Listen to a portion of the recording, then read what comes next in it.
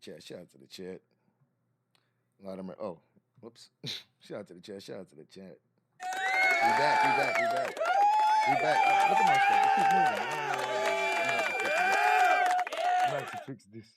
Lord of mercy. Every time I come back, everything doesn't move. All right. Shout out to the chat. Shout out to the chat. Shout out to the chat. Here we are again. Another episode of the Karen Retrial. This is day 3. This is day 3. This is an interesting trial. I'm very much intrigued. I don't mind sitting here and watching it because I would do it by myself too. So I'm interested in this one, and I want to see what's happening next. So we on day 3, the Karen Reed trial. Hit the like button if you haven't already. Let me give y'all some incentive to hit the like button. Give you guys some incentive. Shout out to the chat. Shout out to the chat.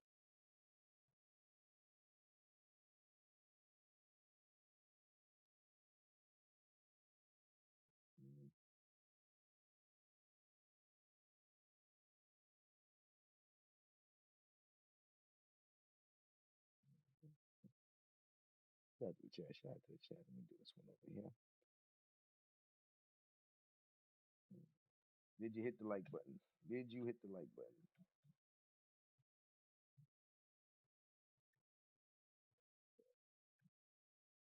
You got some incentive right there. All right.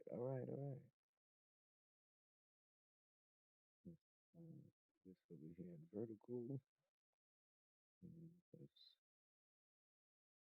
We about to get started. Right away. We about to get started right away. Karen Retrial, ladies and gentlemen. The first one. We on day 3, and we're gonna check this whole thing out, man. It's a lot of sketchy stuff, a lot of side eyeing, because it seems like there's some inconsistencies with the witnesses who are predominantly people in law enforcement, and it's real. It's real. It doesn't look good when law enforcement seems like they are being dishonest. It don't look good. It doesn't look good. It doesn't look good. It doesn't look good. You know. All right, I think we're good to go. Okay, so we're gonna get this started. Let me get our video ready. Make sure we don't miss nothing. Hold on, is it? Okay, that was day 2. We're doing day 3, right? Yeah, so day 3 is another half a day. So day 2 was a half a day. Day 3 is another half a day. Shout out to the chat.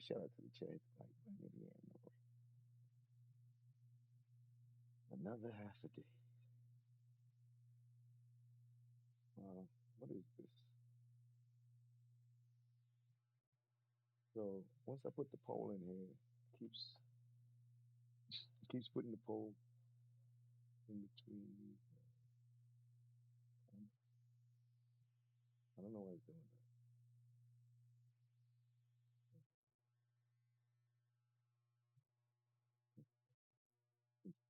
that. It keeps putting the poll in the comments there. I don't like that. I don't like that. Why is it doing that?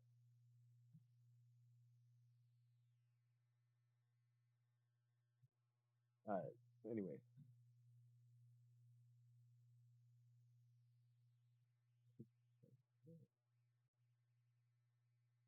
I don't like to see that. It bothers me. It bothers me. Let me get it off the screen because it bothers me. All right, let's get to day 3, the beginning of this trial.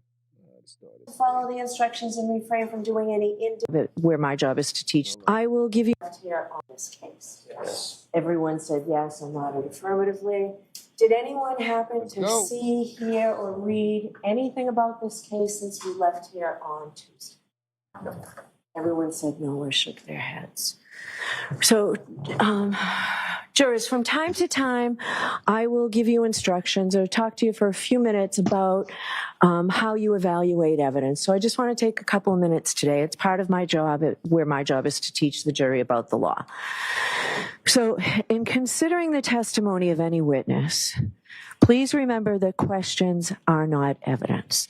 Only the answers, which are in fact the only part of the exchange between the lawyer and the witness that are given under oath, are evidence. So, if a witness is asked, isn't it true that after you learned that your uncle left you money in his will, you poisoned him? And the witness answers no, based solely on that question and that answer, there's no evidence that the witness has an uncle, that the uncle had a will, that the uncle left the witness money, that the witness knew that he did, or that the witness poisoned him. So going forward, I want you to consider the evidence in that regard. Also, there were videos shown to you, and I expect that throughout the course of this trial, there'll be many more videos shown to you. These videos are evidence, and there's audio on these. So what the video shows is for you folks to decide. Not me, not any of the lawyers. What an audio recording says is for you to decide. Not me, not any of the lawyers, because you find the facts. That's your job. We all have different jobs, but finding the facts in the case is your job. Okay? So with that, please get the Commonwealth's witness back on the stand, Mr. Flamati.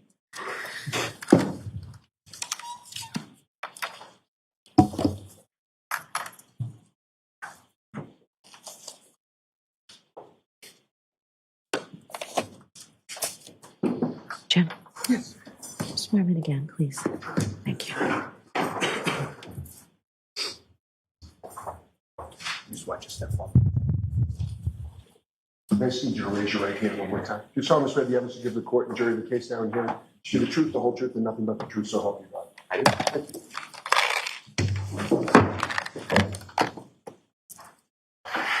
All right, Mr. Lally, whenever you're ready. Before I begin, may I just approach the witness to return Exhibit 1? Sure. Thanks.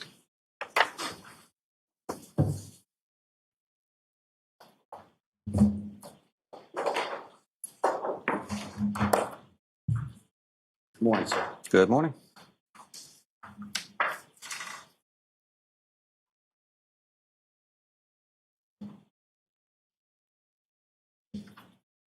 Now, firefighter Flamati, I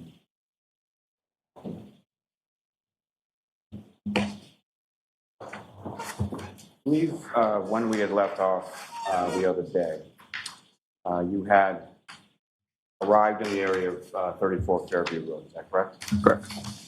And when you arrived there, what, if anything, did you do upon your arrival? So on arrival, positioning the apparatus is going to be our most important thing, trying to figure out where our patient is and parking our apparatus close enough, especially at nighttime, that we can light up the scene as well as we can. Try and figure out how to approach a scene, because if we have to trek equipment farther distances, it can slow our response down. So we try and make sure our arrival and positioning is as best as we can put it. And as far as positioning in reference to when you first are sort of pulling up on the scene, where are you in the ambulance again? So I would have been the passenger of the ambulance. Usually the tech that's leading into the call will sit on the passenger side to try and mentally get ready for what's going on, whether it's reviewing protocols or just trying to assess the information coming across the radio so you can update your treatment plan as much as you can before you even see the victim. And when the ambulance comes to a stop where it's parked in your positions, where is, what if anything do you see sort of as far as the scene is concerned? So we have our fire apparatus that are helping light up the scene, but we also have two female parties going by to the victim on the side of the road and going back and forth between that person and the side of the road. And from the position when you first arrive, are you able to see the person on the side of the road? You can see a shape of a person, so we know that's where the patient is, because we reported that there was a party on the side of the road. So seeing a body shape, that clued us that that was where we were headed. In addition to the ambulance that you're in, how many other vehicles are on scene when you get there? When I get there, I believe it is engine 3 and car 5. And beyond sort of the vehicles from your department, what, if any, other vehicles do you see when you get there? If I remember correctly, it was just a personal vehicle. I don't remember if there's any police cars on scene at that time. And from your orientation when you pull up, where is the body positioned? To your left, to your right, or something? To my left. And so after the ambulance is positioned, what do you do? So then it's going to be bringing all the equipment over to the patient's side to be able to extricate them from that situation, whether it's a house or a street or a road. We assess where they are, and then the best tools to get them out into the ambulance to be able to work effectively on the patient. When you proceed over to, now, again, at some point subsequent later on, are you able to identify who the person on the ground is? Yes. We will try and get a general idea of the age of the patient, the positioning of the patient, how they were found, and then when we get them into the ambulance, we can start identifying ways to register that patient in the emergency room. So identifiers, whether it's a license or witnesses, or we try and figure out who they are so they can get registered at the hospital. At some point, were you able to identify who this person was? That's correct. His wallet was in his pocket, and we were able to grab his license. And who were you able to identify as? That was John O'Keefe. And so, with reference to Mr. O'Keefe, when you first observed him on the ground, how far away from the street or the roadway is he at that point? I'd say approximately 10 feet away from the road. And how is he positioned as far as how is his body positioned on the ground? I'd have to review, but I believe he was supine on his back. Just in general terms, first, when you're responding to a call of this nature, what are some of the protocols or that you were speaking about? What is it that you're seeking to do or assess when you first arrive? So we're trying to determine if it's a cardiac arrest, that whether it's a viable transport or workable arrest. We have certain protocols within the Massachusetts protocols for whether we work the patient or we relieve the patient on scene if it's a police matter, if there's injuries not sustainable with life. So we're trying to make that assessment before we make any decisions. Let me stop you there just 1 second. You use the term as far as cardiac arrest. Based on your training and experience, what do you understand that term? So cardiac arrest, to the best of my knowledge, is just the cessation of electrical and mechanical activity in the cardiac muscle. So the cardiac muscle pumps blood throughout the body, and when that stops, all life stops after that. Now, in particular reference to the conditions, the weather conditions that you find yourself in, what, if anything else, is sort of on the scale or spectrum in regard to diagnosis? So cardiac arrest, depending on where they're found, we try and figure out what led them to be at that point. So we're looking at weather conditions as well. That can also affect viability of resuscitation. So due to the extreme weather, extreme cold, we'll attempt resuscitation on that patient due to the fact that it'll prolong viability of the arrest or ability to recover from cardiac arrest afterwards. So weather is definitely a key factor in where they are found. And you're familiar with the term based on your training experience called hypothermia? Correct. And so what, if any, sort of relationship does cardiac arrest have? Well, let me ask you this first. What is your understanding of the term hypothermia? Exposure to extreme cold that lowers your core and extremity temperatures down to below 95 degrees, usually. And what, if any, interplay is there between hypothermia and cardiac arrest? So like I said before, it'll prolong how long, it'll preserve the body after arrest. So if somebody's found in like a cold water situation, there's been multiple reports of patients recovering after being drowned in cold water for up to an hour. So viability is definitely improved by the cold weather. As far as viability is concerned, you talk about doing your assessment. What are sort of the steps that go into your assessment? So we're looking at obvious signs of death. So we're looking at exposure of brain matter. We're looking at traumatic injuries, decapitation. things that would basically be non-life sustainable. We're looking at signs of lividity and rigor to basically show us how long the patient has been down for. And the age of a particular patient, what, if any, relationship does that have to your assessment? So it'll show the extent of frailty the patient has. If somebody's an elderly patient, severe cancer patient, their ability to sustain a cardiac event like that is less. So somebody that's younger or middle-aged will have a much better chance of recovery afterwards.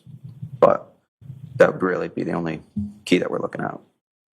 And what, if any, observations did you make of Mr. O'Keefe during your assessment of him initially?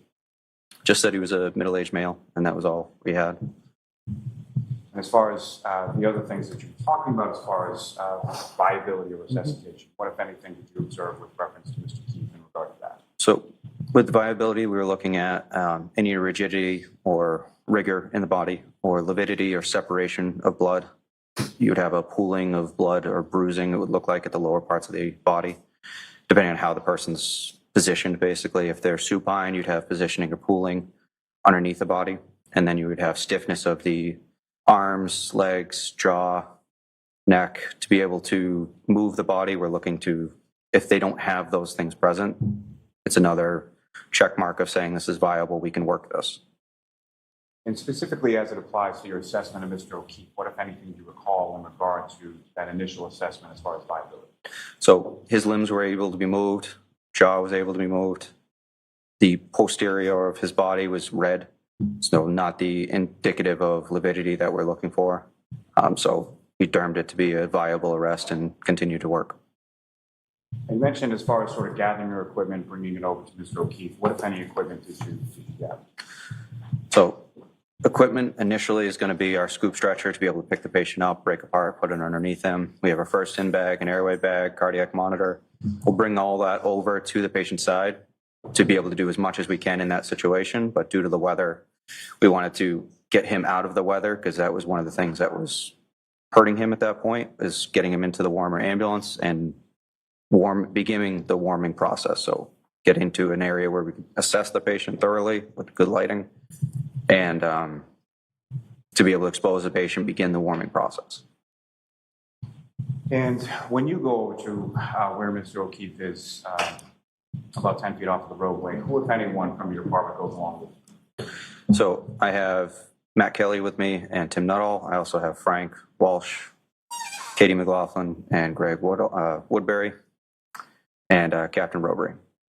And as far as this sort of initial assessment on the ground with Mr. O'Keefe, what, if anything, were sort of each of those respective people doing with regard to Mr. O'Keefe? I'd have to review specific interventions as far as who did what, when. But that's why we document things immediately afterwards, so it's all fresh.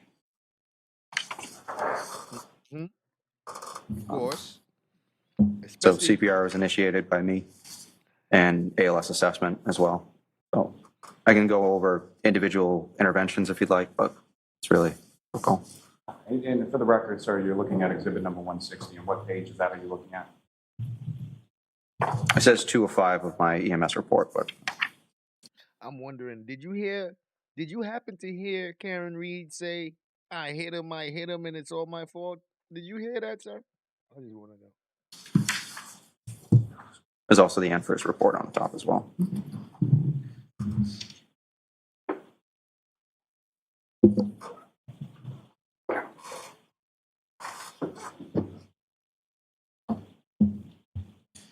So initially, when you go over to Mr. O'Keefe, how many other people are sort of in that area at that time?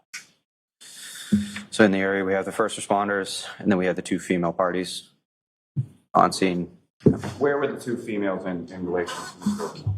So as we're approaching the scene, they were kind of in between us and the patient. So we tried to gather as much information as we could from them as we could.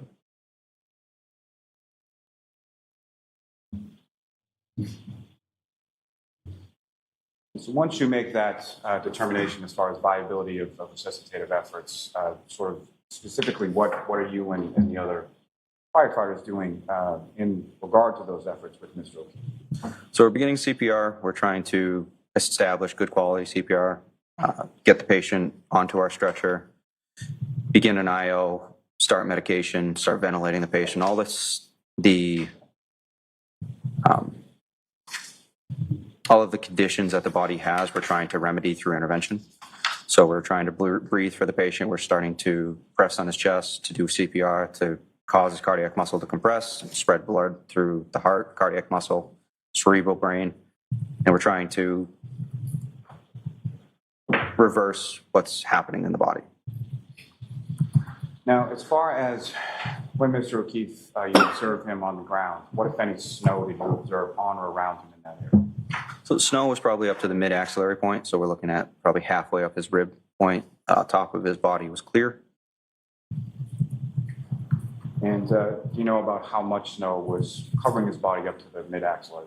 I'd say probably about 4 inches, 4 to 6 inches. Now, as far as your observations of Mr. O'Keefe when he's on the ground, what, if any, observations did you make as far as how he was dressed? For the exposure, I'd say he was pretty underdressed. Long sleeve t-shirt, jeans, nothing really substantial to be out in that type of weather. And at this point or any subsequent point, what, if any, observations did you make of Mr. O'Keefe's footwear? By the time so our first priority is obviously going to be treating the patient. His clothes do matter, but it's on the list of priorities, not huge. So by the time we figured out he was missing one of his shoes, we were already at the hospital at that point. And you recall which of his shoes he was missing? I don't know. And as far as that missing shoe, was that something that you or any of the other firefighters, paramedics would have needed to have removed on scene pursuant to any sort of treatment? Nothing would have been done through the feet. It would have been just exposure of the patient to see possibly the extent of frostbite, if it had started affecting extremities, fingers, nose, that type of thing, of hypothermic reaction there. Would that be something that would have been removed by one of you or one of the other firefighters while he was on the ground? If it would have been removed, both of them would have been removed to assess that. It wouldn't do much good to just remove one and leave it there on scene.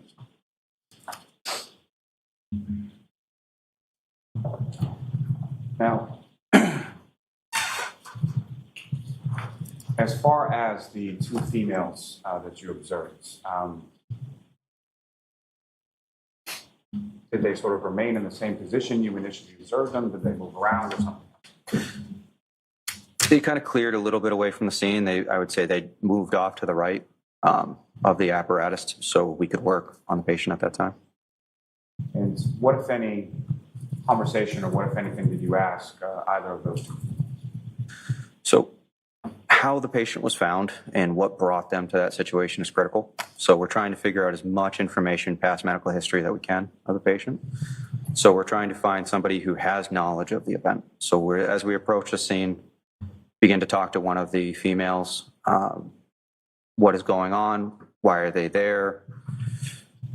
What happened? And you say you're speaking to one of the two females, is that correct? That's correct. You see any of those females in the courtroom today? That's correct. Miss Reed. Could you just identify as to where Ms. Reed is seated or an article closed? Right there. I'll just ask the record reflect identification. Okay. With regard to one of the two females that you were talking to, was that Ms. Reed or was that somebody else? That was Miss Reed. And why, if at all, were you talking to her versus one of the other females that you observed? She seemed to be the one that was most personally affected by it, so figured she'd had the most information about why the person was there.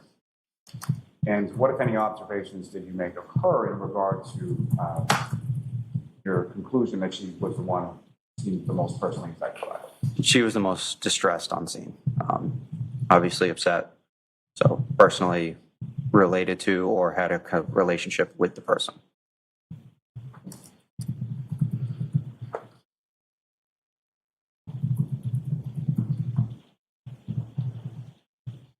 Before we get to the conversations, what, if anything, did you observe Ms. Reed or any of the females doing with reference to Mr. O'Keefe's body when you first started to come up to this?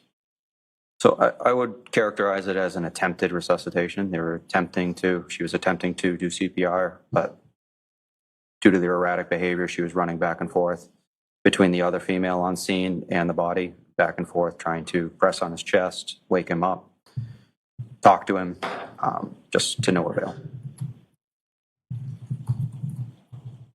And as far as your conversation with Ms. Reed, what, if any, questions asked in regard to the demographics or anything? So do you have any information of who this is? How are they here? Tried to get any type of information we could from her at that time, but with no luck. When you say with no luck, what, if anything, what, if any, response did you receive from Ms. Reed in regard to your question? So the only response that I was personally given was just, I hit him, oh my God, I hit him. And when she's saying, I hit him, oh my God, I hit him, how loudly is she saying that? So she was within 2 feet of me, but very loud. Any type of follow-up questioning, did you hit him with your hand? Did you kick him? What happened? She just repeated the phrase over and over again, I hit him, I hit him. So he heard it too. Let me go back. I'm sorry. Was this the third person? Now, when he was talking, he sounded like a real reasonable person. So now I need to understand. Did you write that down, sir? Did you take note of this? Did you report that to someone the day of? Because man, another one. Information we could from her at that time, but with no luck. When you say with no luck, what, if anything, what, if any, response did you receive from Ms. Reed in regard to your question? So the only response that I was personally given was just, I hit him, oh my God, I hit him. And when she's saying, I hit him, oh my God, I hit him, how loudly is she saying that? So she was within 2 feet of me, but very loud. Any type of follow-up questioning, did you hit him with your hand? Did you kick him? What happened? She just repeated the phrase over and over again, I hit him, I hit him.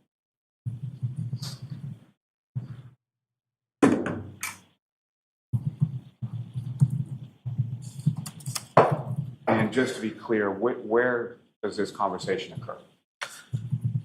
This was as we're bringing equipment over to the patient. The interventions are going to be started basically by whoever gets over to the scene first. I'm trying to gather information as a lead paramedic to try and coordinate interventions and therapy to kind of holistically be the team leader in that situation and treat and transport the patient. So it was on approach to the patient, probably halfway between the ambulance and the patient. And with regard to that treatment of Mr. O'Keefe, I think you referenced it earlier being within your report. What were sort of those steps or what, if anything, did you and the other firefighters do with regard to treatment? Before you answer that, Your Honor, may I request, may the witness just refer to the EMS report as he goes? Yes, if need be. Thank you.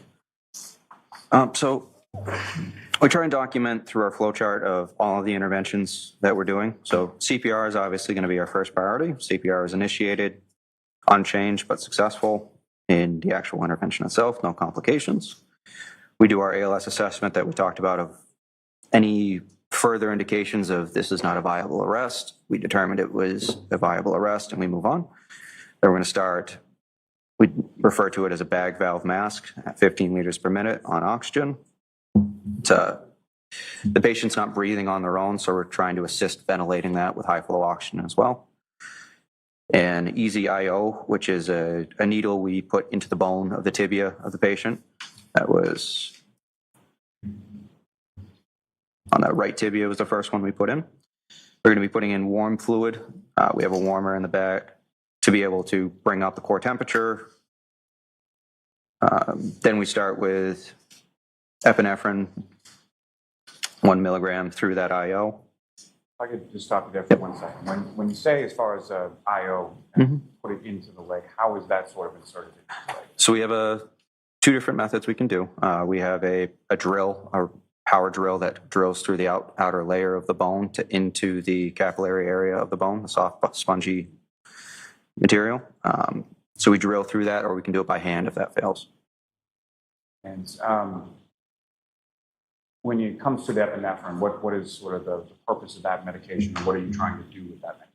So that medication will improve, it's a vasoconstrictor.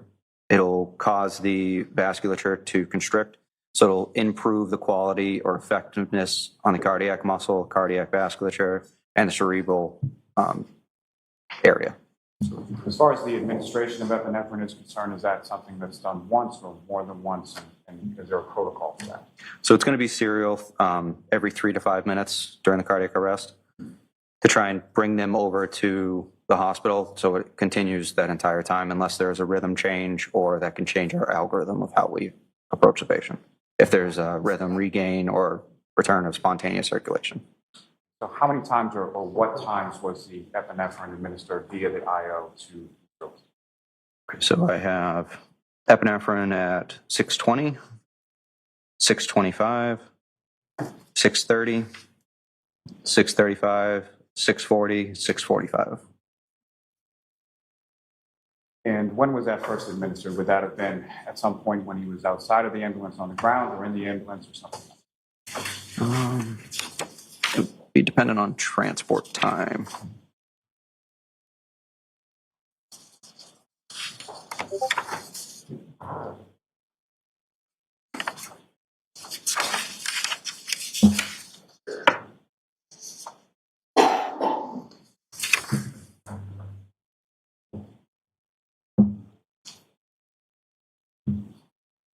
So we're at patient side at 6:15, transport 6:27. So best estimation would have been inside of the ambulance at that point. I'm sorry I interrupted you before, but after sort of the introduction of the epinephrine, what if anything, did you and the other firefighters? After the first round? Yeah. So first round of epinephrine. After that, we would drop in what's called an OPA. That would be to push the tongue out of the way, open up the airway to improve our bag valve mass so it has an open way to get the oxygen into the lungs. We begin external warming, stripping the patient, getting the heat turned up in the back of the ambulance. We would then switch over from manual CPR done by hand to a mechanical CPR device to ensure adequate, consistent CPR compressions of the chest. It was a Lucas device. Put that on the patient. And then we continue with another round of epi. Patient's starting to warm up at this time, so we would do suction at that point to try and suction fluid out of the airway to improve ventilation efforts.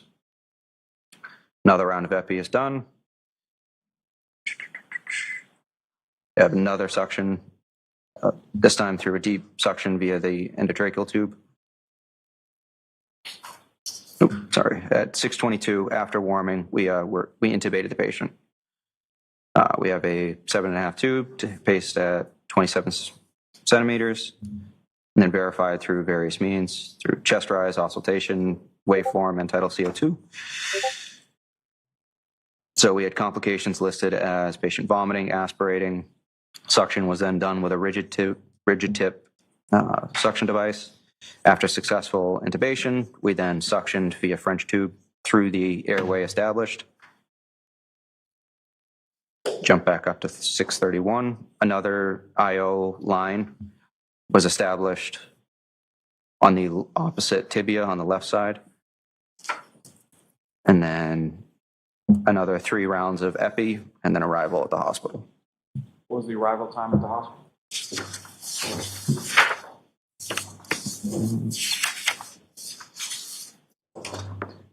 At destination was 6:45. What hospital was that again? I'm sorry. Good Samaritan Medical Center. There's a term that you use in your reports called, and I'll probably butcher this, but asystole, is that correct? Yeah, asystole is going to be a cardiac rhythm where there's no electrical activity in the heart and is referred to as flatline. What, if any, observations did you make in your treatment diagnosis in regards to Mr. O'Keefe as far as asystole? So that was the rhythm he was found in. Yeah, from initial rhythm I have on the EKG at 632 as asystole. So we'd basically observe that for any changes, whether it's increase of electrical activity, regain of adequate pulses, all of that can kind of be hinted at with the cardiac rhythm. And then we would change our algorithm based on whether we go down the ROSC protocol or we continue down the cardiac arrest protocol. And whether it's on scene or it's in the ambulance, is there sort of a division of task or a division of different skill that's being employed in patient care? So patient care will have to do with level of training and also proximity on the patient. Where you get into the ambulance is just logistically, if you have the training, it's not a huge open ER, it's a small environment. So we try and not have people jump over each other as best as we can. And if you recall, who was sort of doing what in relation to treatment of this patient? So in the back of the ambulance specifically? Yes. Okay, in the back of the ambulance, Tim Nuttall was managing the airway. I was the team lead that was kind of coordinating all of the interventions. Matt Kelly was assisting in gathering equipment, doing CPR before the mechanical device was placed on. Basically, they act as an assistant to hand equipment, place things in strategic areas around so we can actually work without having to go get those physical things ourselves. Now, as far as you indicated removal of Mr. O'Keefe's clothing once in the ambulance, correct? Yes. What was it about sort of the condition of the clothing that led to the removal of that? So removal of clothing is actually pretty standard for any cardiac arrest, any traumatic injuries. We're basically trying to get further clues because this is all happening very quickly. So we're trying to get more evidence of why are they here. We're looking for extremity injuries, crush injuries, bruising, anything that we could document, that we could pass on to the emergency room staff and doctors. So we would strip most patients. And as far as, were you involved personally as far as sort of the cutting of the clothing and stripping the patient? Yes. And upon removal of the clothing, what, if anything, did you observe as to sort of the condition of the clothing or texture of the clothing? Condition seemed pretty well intact, but just wet and cold. And what, if any, relationship would the wet and cold clothing have to any of the diagnoses that you were running through in regard to this dose? It would really just be the exposure to the weather would be our biggest trigger off of that, or if you had protruding injuries through the clothing, compound fractures, things like that. The clothing was intact, but we knew it was wet, it was cold. So as we strip things off of him, we can see underneath basically if there are any not every fracture breaks through the skin, not everything causes obvious things, obvious signs. So as we strip the patient, we can begin to further assess. Take you back just for a second to outside of the ambulance. Yep. What, if anything, specifically were you able to observe with reference to any injuries Mr. O'Keefe has sustained? Injuries are pretty tough to see outside of the ambulance just due to the weather, due to the lighting. We have seen lighting on the ambulance as well, but let me ask you this, as far as what, if any, difference did you know between the lighting in the back of the ambulance versus when you were with Mr. O'Keefe on the ground? So he was still out in the weather at that point, so bleeding wasn't really obvious at that point. As soon as we get him into the back of the ambulance, then we start noticing hemorrhage from different areas of his body. And when you say hemorrhage from different areas, which areas specifically? So mostly from his mouth, his eyes, nose. Yeah. You would think that an egg on his eye would stand out to make you say, I noticed how big his eye was swollen. Like, I would think that the way they're describing how much his eye was swollen, that would be something that I point out immediately. Like, one thing I noticed is his eye. Like, you wouldn't even have to ask me that. You wouldn't have to ask me 2 or 3 questions. One of the first things I would tell you is, man, his eye, though. And just to be clear for the record, when you use the term hemorrhage based on your training experience, what do you understand that? Bleeding, external bleeding. Now, you mentioned that there was some suctioning of Mr. O'Keefe's airway, is that correct? Correct. And what, if anything, specifically was suctioned from Mr. Ortiz? Suctioning from the airway was mostly blood, blood, sputum. And as far as how much, what if anything, you have to sort of measure how much blood was suctioned out of Mr. Ortiz's airway? So we have a canister that has marks of milliliters, so we can determine as we're suctioning how much is in that container at different times. And about how much, based on that, was suctioned from Mr. Ortiz's airway? So the initial suctioning with the rigid tip was about 150 milliliters. And subsequently, so that would have been above the airway in the mouth in that type of area. We established the intubation, and then deep suctioning with that soft tip through the intubation tube would have been another 50 milliliters of fluid. Now, with reference to, you mentioned some observations in Mr. Ortiz's back, correct? What's that? You Sorry. mentioned some observations you made earlier in reference to Mr. Ortiz's back. Yes. And what were those again? So that would have been redness of the skin and the posterior of the body. What, if any, significance did that have to you as far as your observation goes? So redness from the skin, if it's general or across the body, can mean certain things. If it's just a particular area, and due to the fact that it was cold outside, that would have been the initial stages of frostbite or exposure to cold. And as far as the remainder of Mr. O'Keefe's body, what, if any, other observations did you make, and which areas did you make those observations to in regard to the initial state? So for as far as the cold exposure, cold exposure, we're looking at the most exterior parts. Extreme cold exposure can lead to frost nip and frostbite in different areas. The first affected areas are going to be your fingers, your ears, your nose, your toes, that type of. So that was a cold, waxy, pale, stark white substance, basically, or condition of his skin. And on each of those areas that you just described? Yes. Now, sort of up in the area of Mr. O'Keefe's head, you mentioned some bleeding from the eyes and the nose, correct? Yes. As well as his mouth. Yes. And beyond that, what, if any, observations did you make of any other sort of injuries to his head or his face? So his eyes were pretty well swollen. We were trying to clear areas of blood to figure out if there were any contusions around the head. I believe there was a contusion on his forehead. Also had some markings on his extremities as well. And just as far as your understanding, based on your training experience, when you use the word contusion, what do you understand that? Bruising.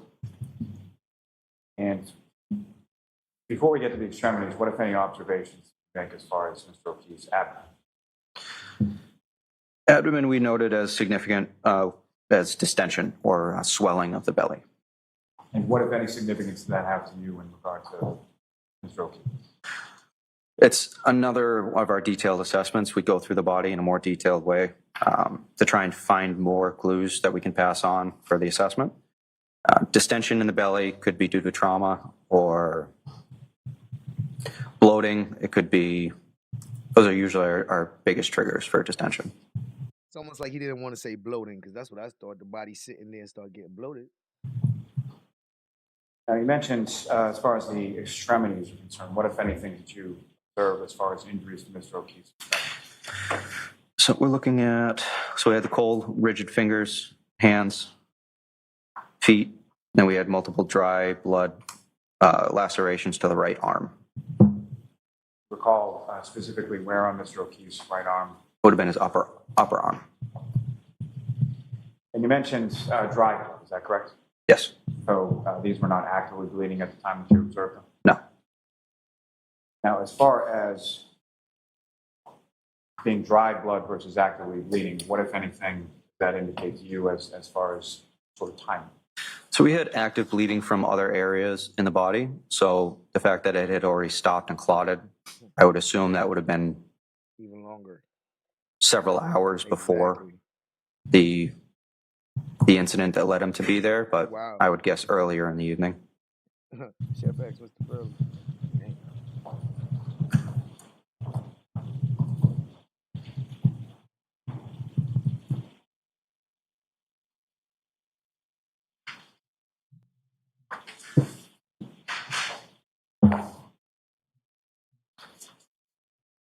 Now, as far as the history is concerned, your attempts on scene, and then what, if any, attempts were made subsequent when you were in the ambulance to obtain any sort of history of how Mr. O'Keefe came to be there, or what, if any, can cause the injuries you observed? Once we get the patient into the ambulance, there was no family, no bystanders in the back of the ambulance, so then it's going to be solely based on physical assessment. And within sort of the team of firefighters that you had, who, if anyone, did you direct to try and obtain that information while you were in the back? So that would have been Katie McLaughlin. And what did you ask Ms. McLaughlin? So Katie was one of our senior paramedics at the time. So we had enough skilled hands working on the patient at that time. So to direct her, I wasn't able to get as much information and still had a skill to do, or still had a task to do, to run the cardiac arrest. So I directed Miss Reed over to Katie to try and gather more information as to why they were there. If you could get any more information about who he was, events leading to the injury, how long he was down for, any type of information, and then moved on to the patient at that point. And so Firefighter McLaughlin is having this conversation outside of the ambulance, is that correct? That's correct. This is going on while you're inside of the ambulance actively treating Mr. O'Keefe. It was a very quick process. So I start the conversation, wasn't productive, wasn't moving forward, moved her over to Firefighter McLaughlin, continued on to the patient, and then started treatment, moved the patient in, and then Katie came into the back of the ambulance to help. So it was a very quick process.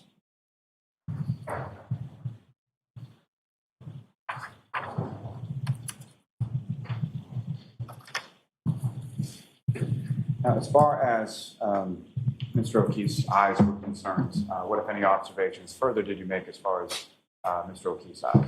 So both eyes were swollen and bleeding. What, if any, observations were you able to make of his I'm sorry, what? pupils? Pupils. So I've documented as I'm sorry, but he's not making a big deal of how swollen the eyes was like everybody else. It's almost like it was just regular swollen. Or both his eyes were swollen. One dude said it was looked like an egg. Like, that's so significant that I would have to describe it in detail. You know, like, it's just 4 millimeters and non-reactive. What, if any, significance is those observations as far as the 4 millimeters non-reactive? So we're looking for equality between the two. So signs of bleeding can be demonstrated by unequal pupils, or if they were restricted, could lead us to believe it was as a result of an opioid interaction. But we're looking at whether they react to light as well. If there's brain activity, if there's still something causing the body to react, you'll have some type of pupillary response. So we shine light, there was no response, so it was fixed and at 4 millimeters. Now, at some point, you leave the scene en route to Good Samaritan, is that correct? That's correct. And who is continuing treatment of Mr. O'Keefe in the back of the ambulance during transport? So back of the ambulance and transport would have been Firefighter Kelly, Firefighter Nuttall, and myself. And who, if anyone, was driving the ambulance between Fairview and Good Samaritan? So that'll be determined by basically just positioning on the engine. So the step driver for that position would then drive as the detailed person over to the ambulance, and that was Firefighter McLaughlin. Now, during the transport from Fairview to Good Samaritan, what, if anything, are you and the other firefighters in the back of the ambulance doing as far as continuing treatment? So we started transport at 6:27. So between 6:27 and 6:45, treatments included epinephrine, additional suctioning, managing the airway, placing another intraosseous line, and then 3 additional rounds of epinephrine while the mechanical CPR is continuing CPR. And during the course of the transport, what, if any, changes in Mr. O'Keefe's status as far as the cardiac arrest or the breathing occurs during the transport? No changes. Now, that time that it took to get from Fairview to Good Samaritan, is that sort of a typical transport time? Not normally. Due to the weather, it was pretty slow driving. Even though the ambulance was a smaller vehicle than the engine, slow transport compared to normal. And during the course of the transport, what, if any, communication are you having with Good Samaritan in regard to Mr. O'Keefe and his eventual arrival there? Every medical that goes on, we try to give the hospital staff a heads up, basically, of what's coming in. We'll have different alerts that we would give them, whether it's a cardiac arrest, a stroke, a STEMI, to have certain appropriate teams come in and be ready, whether it's a trauma alert. There's different specialties within the hospital that'll treat those different particular cases. So we call them 5 to 10 minutes prior to give that team time to get down into the emergency room to get ready to work. When you arrived at Good Samaritan, with anyone were you met by, and sort of what happened with regard to Mr. O'Keefe's family? So we're continuing interventions from the ambulance through the bay into their code room. We're then met by registration, a registered nurse, and the doctor that took care of the patient, as well as a team of other assistants and CNAs. And where do you physically go with Mr. O'Keefe, or how does that work? Yep, so that's referred to as a transfer of care. So there's different people, like I said, it's a team base where different people are in charge of different things. You'll have the nurse in charge that's in charge of documenting our interventions that have been done so far, time of down, the patient was down, and then she starts documenting all the different interventions that were done by the hospital staff as well. They also give a report to the doctor, who's then taking over as lead for the cardiac arrest. They're going to start issuing orders for the patient in treatment. And then you have registration that will get the information to register the patient that they can tie all of their interventions to. And during that sort of process of exchange of information and things of that nature, what, if anything, did you learn in regard to the core body temperature of Mr. O'Keefe? So to add that assessment, I believe he had a core body temperature of 80 degrees. What, if any, significance does that have in regard to sort of the typical core body temperature? Typical core body temperature is going to be in the high 90s, where body temperature being at 80 with a rectal temp or core temp is going to be extreme hypothermia. Now,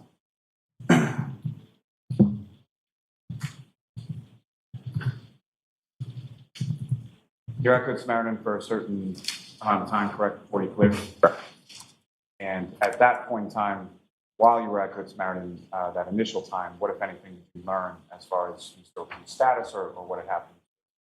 So as we talked about before with the hypothermia and the extreme cold, they're going to work that for an extended period of time. Most cardiac arrests, I will try and hang out by the patient or in the area. As new staff come through, different things are found. The doctors and nurses might have follow-up questions. So I try to stay available as an asset that they can bounce those questions off, at least for 10 or 15 minutes afterwards, to make sure the whole process is completely transferred from all the interested parties. And during that course of time, what, if anything, did you learn as sort of the eventual status of Mr. O'Keefe? We didn't learn anything while we were at the hospital. We then cleared the hospital, returned back to quarters to decon the ambulance and to replenish all the equipment that we had used, get back in service, and move on with the shift. At some point during the course of the shift, did you have occasion to go back to Good Samaritan? Me personally, no. It would have been for an additional medical call if there was any calls for service afterwards. Did you recall whether or not you went back to Good Samaritan for any additional medical calls or anything of that nature? I don't recall.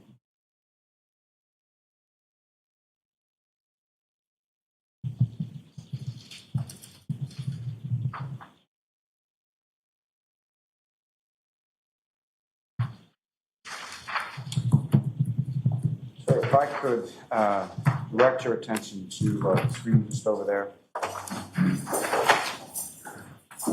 Ms. Gilman, if I could please have exhibit number 9.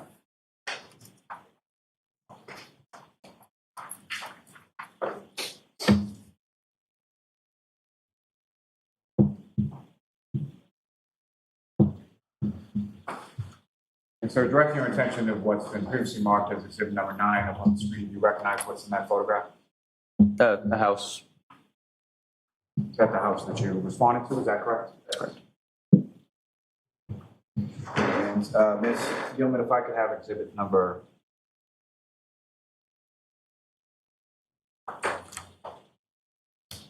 Ms. Gilman, if I could have exhibit number 14.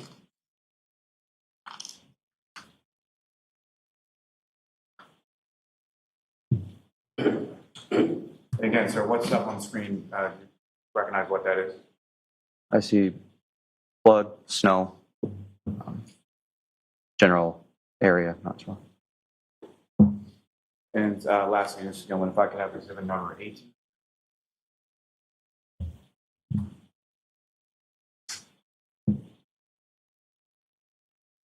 And again, firefighter Formati, do you recognize what's depicted up on the screen as exhibit number 18? Yes. Can I approach the witness, John? Yes.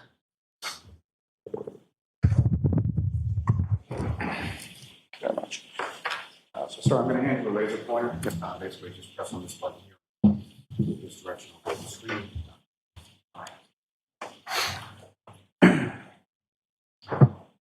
So, firefighter Formati, within this photograph up on the screen as exhibit 18, do you see the area in which you observed Mr. O'Keefe's lying on the ground when you first arrived? Yes. And using that laser pointer, could you direct the jury's attention to where in this photograph you observed Mr. O'Keefe when you initially arrived? Initially arrived would have been in this area here. Thank you. And just 1 moment, Your Honor. Yes. If you could turn, thank you. Nothing further for this witness at this time, Your Honor. All right, cross-examination. Thank you, Your Honor. Cross-examination? Who's up? Who's up? Which one of them? Let me see who gonna take a crack at him.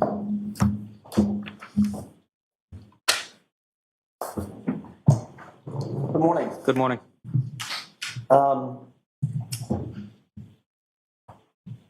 I'd like to start sort of at the beginning. When you first arrived Yes. at the location, you indicated that you could, in fact, see the body from your perspective, correct? I could see a body, yes. And I think you indicated the shape of the body. Yeah. Couldn't tell if it was female or male, Nope. but obviously looked like a human figure. Yes. Okay. That drew your attention to the left side of the ambulance as you were approaching, correct? Yes. And you're sitting on the right side, which means you're sort of the furthest away from that figure from the perspective of the ambulance. And the ambulance, yes. And you had no problem making out that figure in the snow. So figure in the snow, we had a good distance between the ambulance and the engine, so yes. Okay. And you indicated that the figure in the snow was on top of the snow, if you will, with some snow accumulating up the body of the individual. Yes. But he was not covered in snow. No. There wasn't like a mound of snow over this figure. There were mounds of snow in the area, but not over the patient. Due to the wind, there were snow drifts in the area. And his clothes were dark as compared to the white snow. Yes.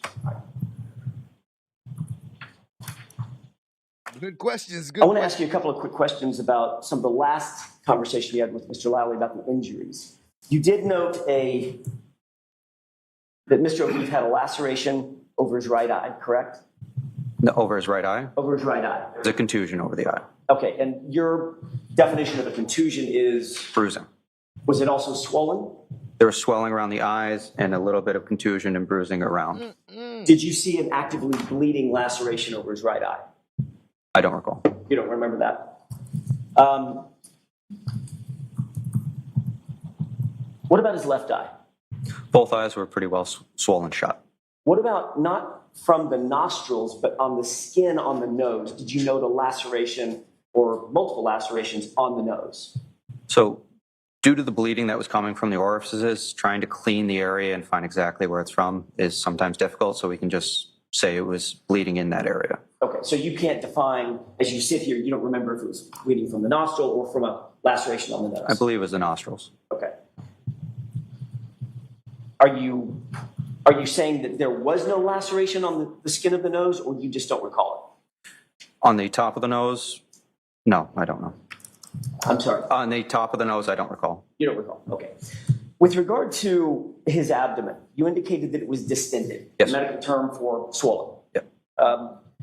You said that that could be from trauma or it could be just bloating, correct? Correct. Did you notice any contusions on his abdomen? No. Any skin that was abraded No. or cut? No.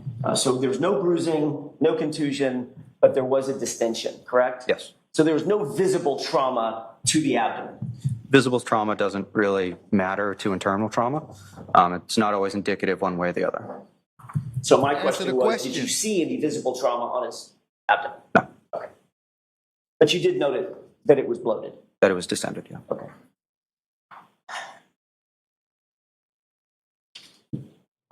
I want to talk to you for a second about, if I could shift gears, about the conversation that you indicated to Mr. Lally that you had with Ms. Reed.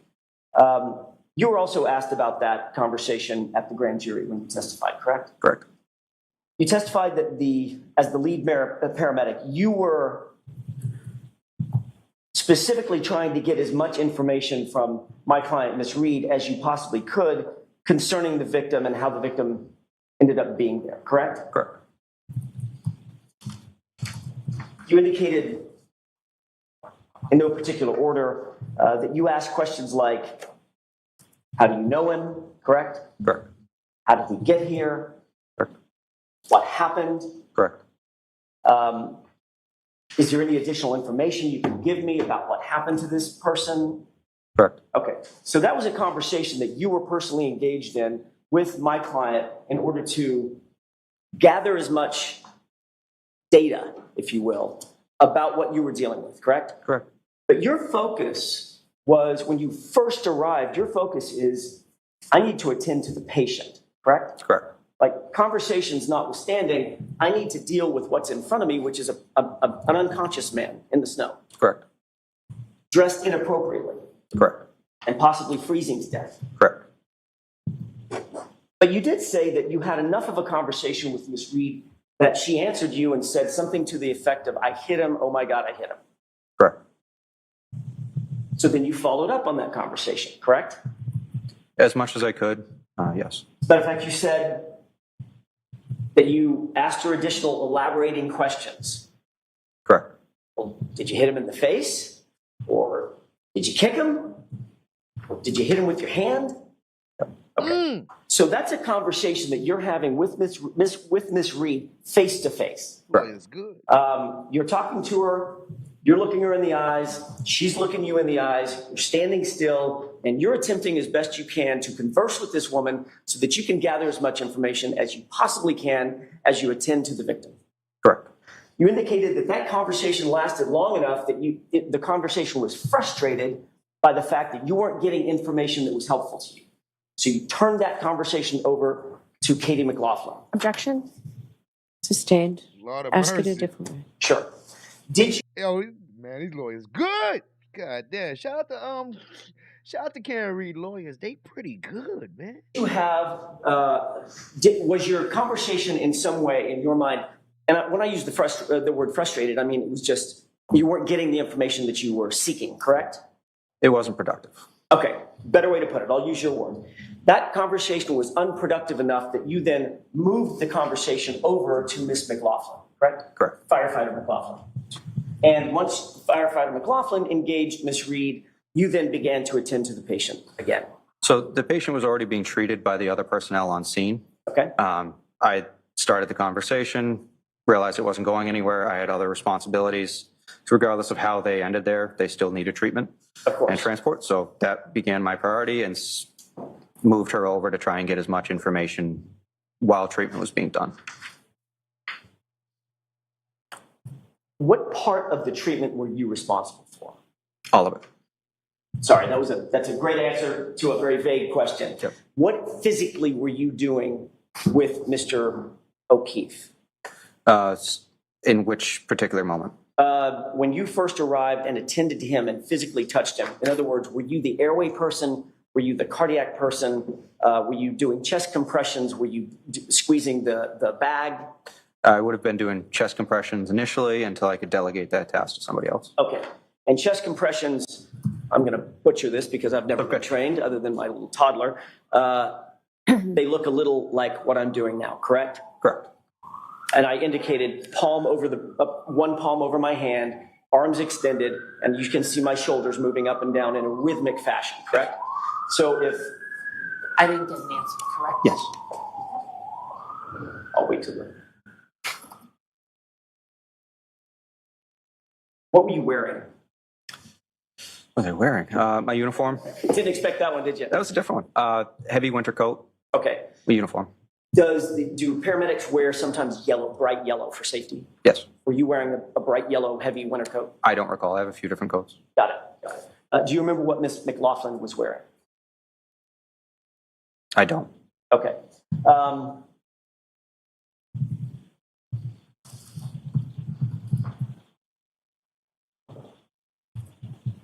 That conversation that you had with Ms. Reed at the scene, that had to have lasted, I'm not guessing it was very long, but it had to have lasted a minute At most, yeah. at most.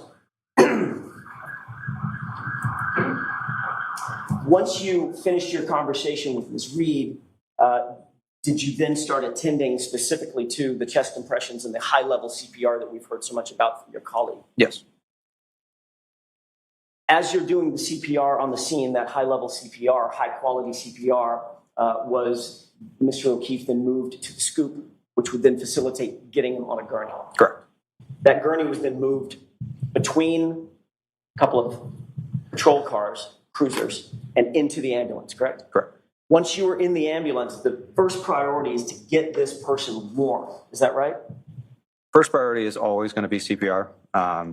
The secondary would be getting them warmed up. Okay. So obviously, when you got into the ambulance, you would shut the doors. There's a heater on in the ambulance. Yes. You never came back out of that ambulance after you got Mr. O'Keefe into the ambulance, did you? No. Okay. And you were in there with firefighter Nuttall at the time? Nuttall and Kelly. And firefighter McLaughlin was outside the ambulance doing whatever she was doing. Correct. Okay. Initially, and then she came in afterwards to Obviously. assist. Yeah.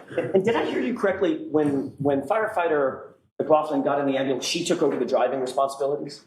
So there's two different compartments. They're not connected. There's a little window between the two areas. So she assisted with interventions in the back. And then after we had established everything we needed to on scene to begin transport, she then got out and then started driving. Got it. Thank you. I'd like to play.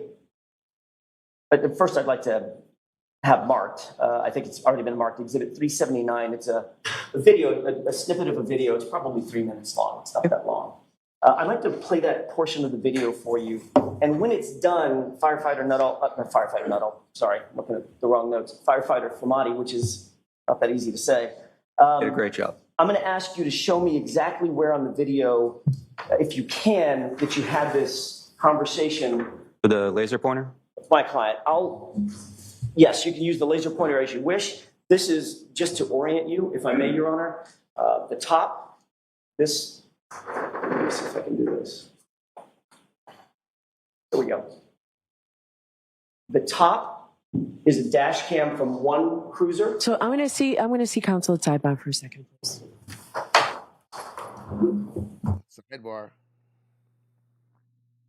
Sidebar, y'all. Let's see. I need to see side.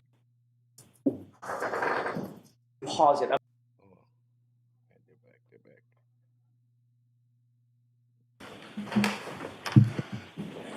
For this, until we pause it, I'm going to ask you to focus your attention on the top dash cam video. Go ahead and play that.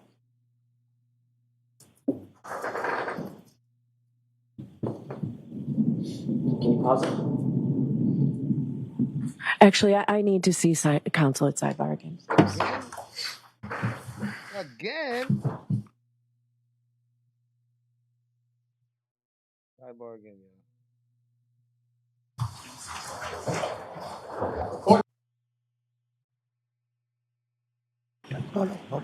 Folks, we'll take a 15-minute recess. Oh, they're taking a 15-minute recess. For instance, you're just We're gonna get through. All right, hold on. Get back to it. You don't want to miss that.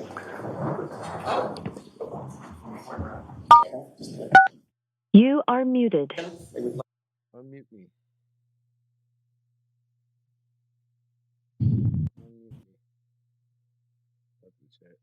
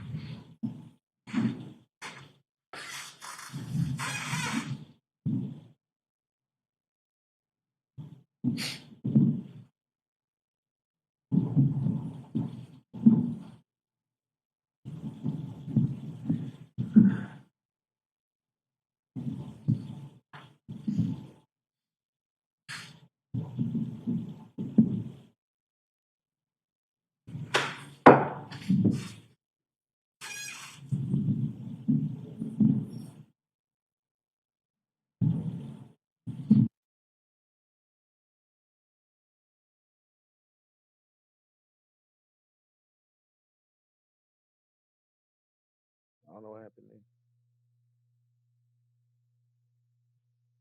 He must have cut it in.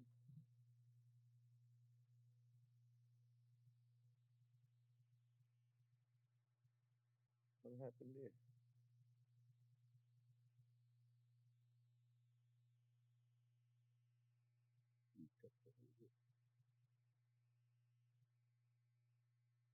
They had a sidebar or something?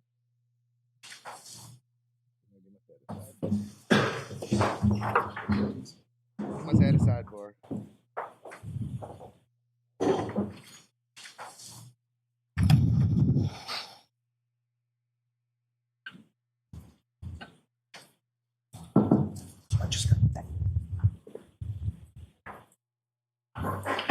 Sure.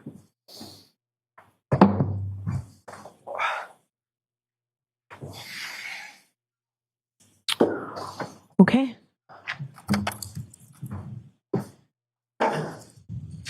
Thank you, Your Honor. Firefighter from Flamati, I want to draw your attention to the top video, and I may pause it and ask you a couple of questions. Let's go ahead.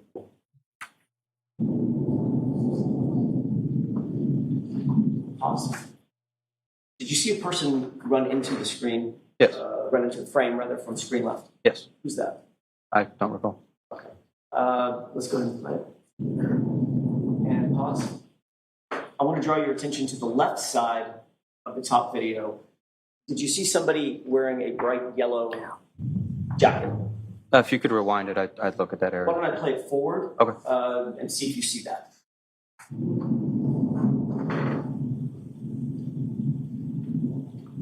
Yes.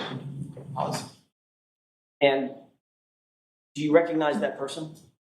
I see a yellow jacket. I can't tell you who it is. Okay. Based on your memory, have you seen this before, by the way? No. Based on your memory, is that the approximate position that Mr. O'Keefe was in when you or your colleagues made contact?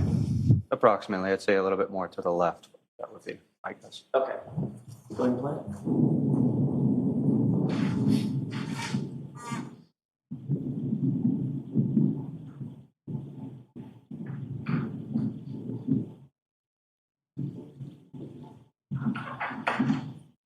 Go ahead, pause it.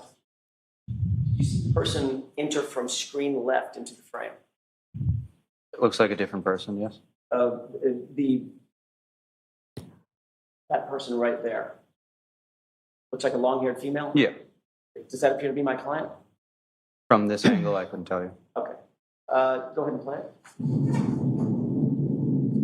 Pause. See a person wearing yellow right there? the left side of the screen. If you're telling me that's a person, sure, yes. No, he's not telling you. So ask the question. If you don't see it, you don't see it. If you do, you do. I can't tell what that shape is. Okay. Can you take a look, keep your eyes focused on that, and tell me if you see that figure doing anything?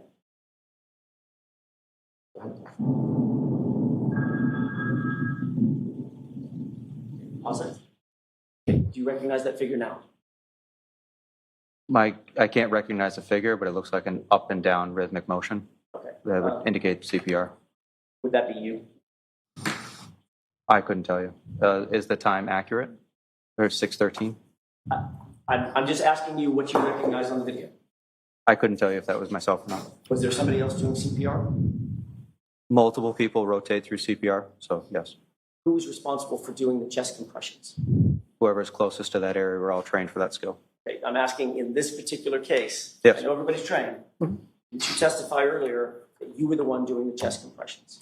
I said I was one of them, yes. Okay. Does that appear to be you doing the chest compressions? It could be, I'm not sure. Let's go and play. Okay, stop it. You see the person basically in the middle of the screen there?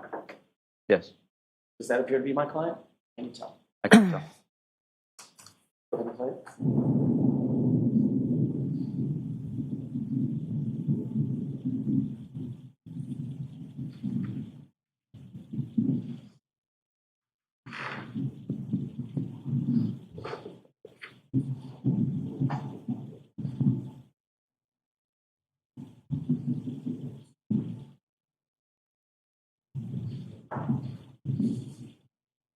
Pause it. You see individuals entering from screen right. Yes. What does that appear to be in the yellow jacket? That build would have been probably, it could have been firefighter Kelly or it could have been McLaughlin. Who's the person trailing the gurney? Right. I can't tell. Okay, let's go ahead and play.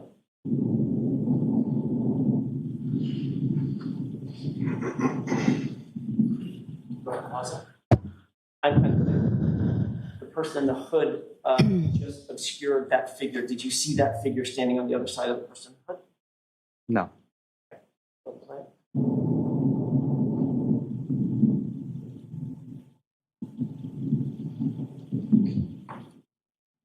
Pause it. The activity that's going on just to the sort of left side of the SUV in the frame, can you describe for the jurors what that activity is? So that would be lowering the stretcher to get ready to load the patient on. And now pause it. Now, this person now appears to be facing the camera. Do you now recognize that person? I don't. Go ahead.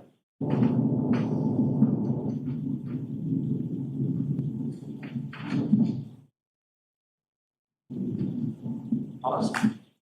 Can you focus your attention on that individual in the yellow jacket? Yes.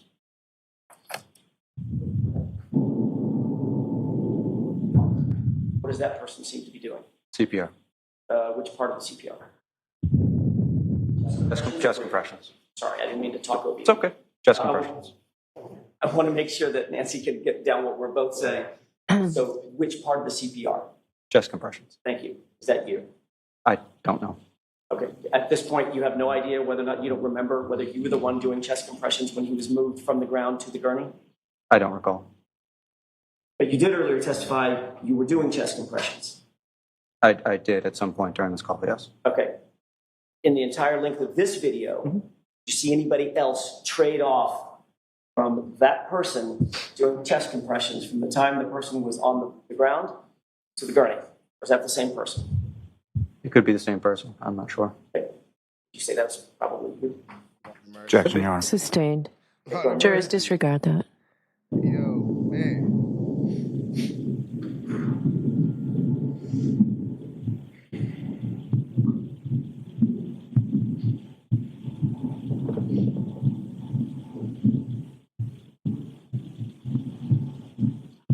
Pause it. I want to direct your attention to this person.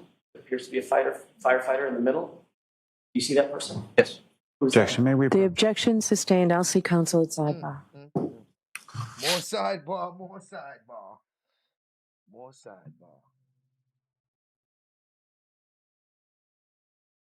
As build, I would.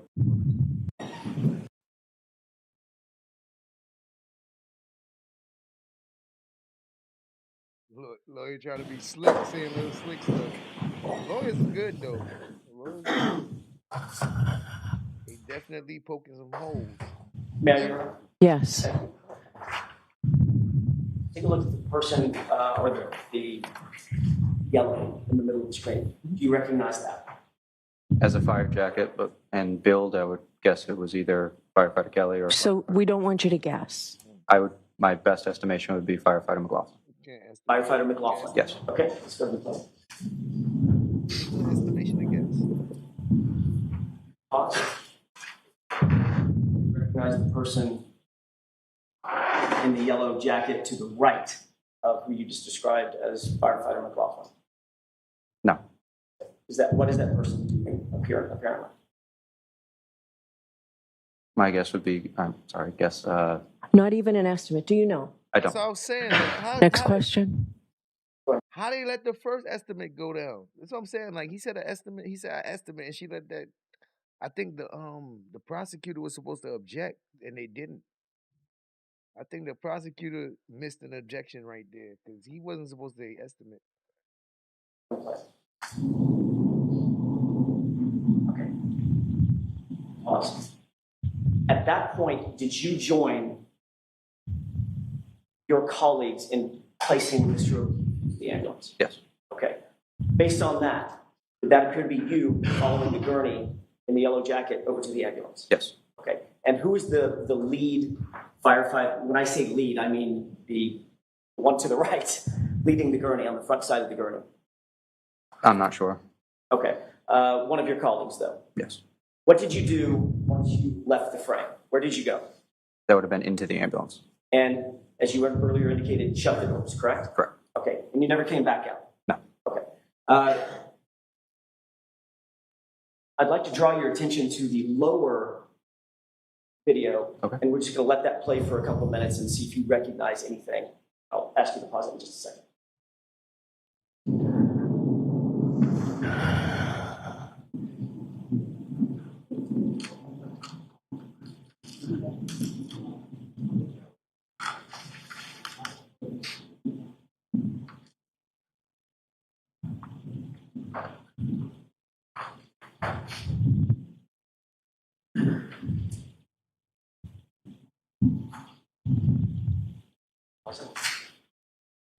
I'm going to ask you to look up to the top video.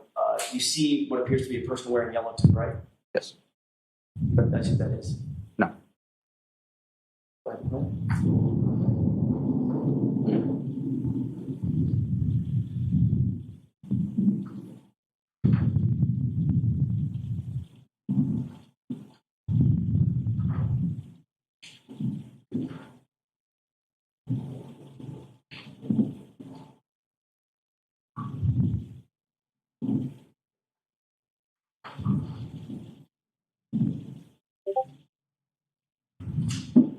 Awesome. Looking at the lower video, you see what appears to be a vehicle in the middle of the screen. Yes. What is that? That is an ambulance. Does that appear to be the ambulance that you arrived in? Yes. And that's the ambulance that you took Mr. O'Keefe to? Yes. Doors are closed? Yes. Are you in the ambulance at this point? I'm not sure. Well, this was, let me just ask it a different way. This was running continuously. Yeah. No pauses. You've already taken Mr. O'Keefe to the ambulance. Would you have gotten in the ambulance? I don't recall. Well, I mean, you're not standing outside the ambulance. So if you know the answer. I don't know. Next question. You have no idea whether you're in the ambulance or not at this point. At this point, no. Would you have gone anyplace else when you left the frame? Could have been to gather equipment, but for certain, I don't know. Do you remember doing that? Where would Mr. O'Keefe have been? Been in the ambulance. Just, again, don't know for certain. Could have been or was in the ambulance? At this time, I don't know. Okay. Go ahead, fine.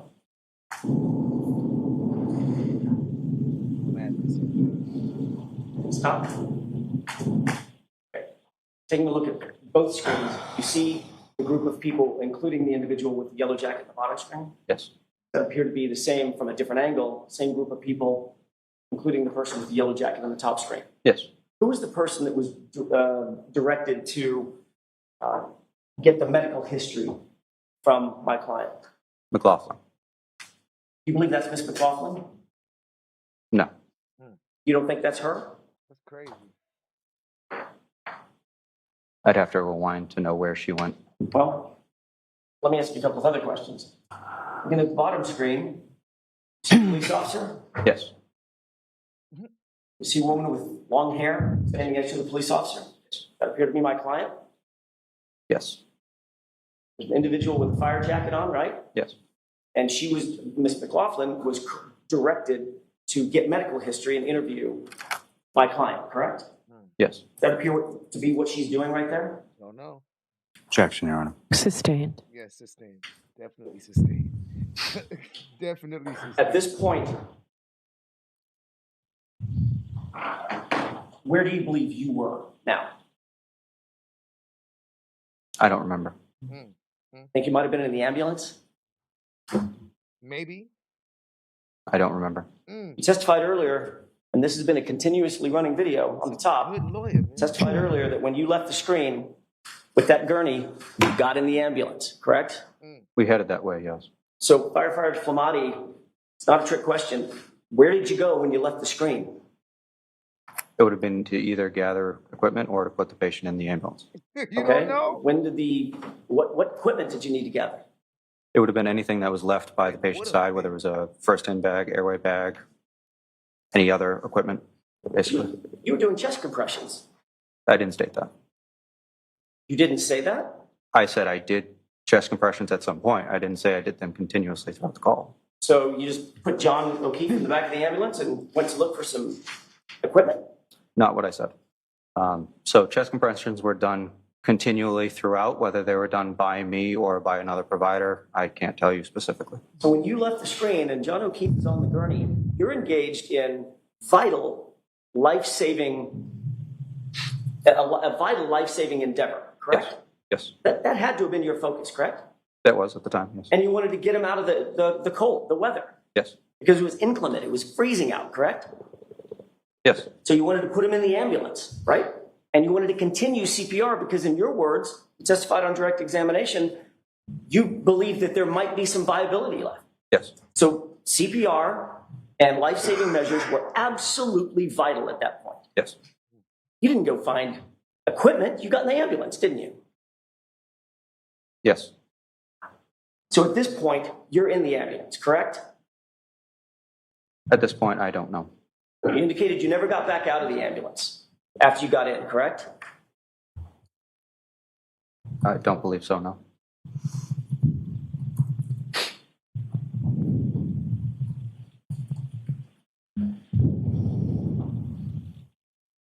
Did you see any place in that video where you had any sort of detailed conversation with my client? No. Did you see any place in that video where you engaged my client and said, how'd you get here? What happened? And she said, I hit him. And you said, how'd you hit him? All the stuff that you testified earlier to. I didn't see that in the video, no. Lord of mercy. You indicated in a police report during an interview that you had with Killing him. Yuri Butnik on February 8th.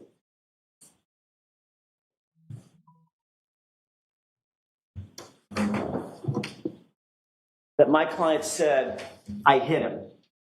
Correct? Correct. You remember having that conversation with Sergeant Butnik?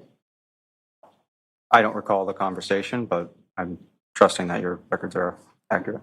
Is it true that during that conversation, you indicated to Sergeant Butnik that, quote, Katie spoke with Karen Reed. Katie is Katie who?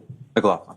Katie spoke with Karen Reed, collecting medical history for the victim, and was also told by Karen that the last time she saw the victim was at 1 a.m.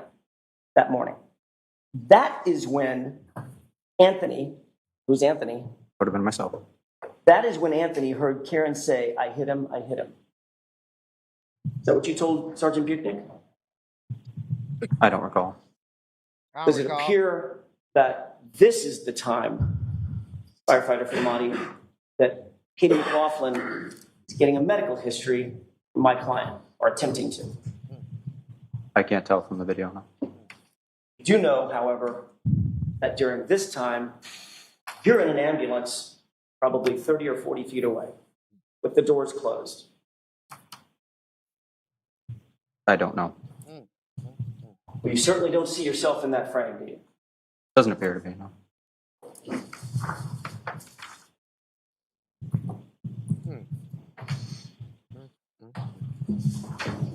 Good. If we're done with the videos, can we take it down, please? Of course. Yes, I think we are finished. Thank you, Your Honor. Very interesting, sir. Very interesting, sir. You were the lead firefighter on that team that night, correct? Lead paramedic. Lead paramedic, thank you. You understood, obviously, the gravity of hearing a statement like, I hit him, some sort of an explanation about what may have happened to the victim, correct? Correct. That statement could potentially have direct relationship to, or a direct relational impact on how life-saving measures are done by the medical personnel that you turn the victim over to. Correct. You testified at the grand jury that you wanted, once you got to the hospital, you wanted to be as quote unquote helpful as possible when you handed over the patient, correct? Correct. You said you actually stayed at Good Samaritan for an additional 10 to 20 minutes, which is your habit in cases like this, because you wanted to be quote unquote an asset to the medical intervention team, correct? Correct. That team includes the doctors and nurses that were trying to provide life-saving services to Mr. Oakley. Correct. But you never relayed to a single doctor or a single nurse a single word about a woman who said, I hit him, did you? Come on, bro. Come on, man. So documentation for us ends at transfer of patient care. As far as my memory, I do remember relaying that information to the doctors and nurses. Oh, really? You do. Yes. Really? Have you ever testified about that ever previous to this? Never been asked about that. Oh, nobody ever asked you, so you didn't tell anybody. In the court setting? No. Testified in front of a grand jury, didn't you? Yes. Mr. Lally asked you a bunch of questions. Yes.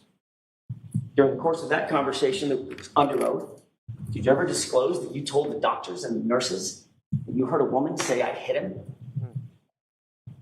I recall telling the doctors and nurses that there's a question of that the patient was hit What? by a vehicle or we don't know. What? Is what I directly said to the doctors and nurses. You directly Not the same. told the doctors and nurses that there was a question about whether or not he was hit by a vehicle, right? Yes. Why? Have you ever said that in any context, either to the police or in a grand jury before today? I don't recall. You were asked a bunch of questions yesterday, the day before yesterday, and this morning by Mr. Lally. Yes. Did you say it on your direct examination? I wasn't asked that question. So since Mr. Lally didn't ask you, you just left it out that you told the doctors, the medical professionals, that in fact you described that this patient was likely hit by a car. Objection, Your Honor. Sustained. You wrote a report as well, correct? Yes. We talked a little bit about that report.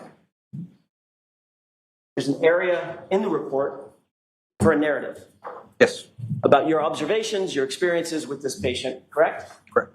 Your job as a lead paramedic is to be as detailed as possible, correct? Correct. You want to provide and impart the most detail you possibly can about an incident to assist in medical intervention, correct? Correct. Take a look at page 3 of 5 of your report. Yes. You see that narrative area? I do. Can you point to that portion of your report where you indicate that my client said the words, I hit him? It doesn't say that. course. Can you point to your report, the portion of your report, where you indicate that you told the doctors and nurses that she said, I hit him?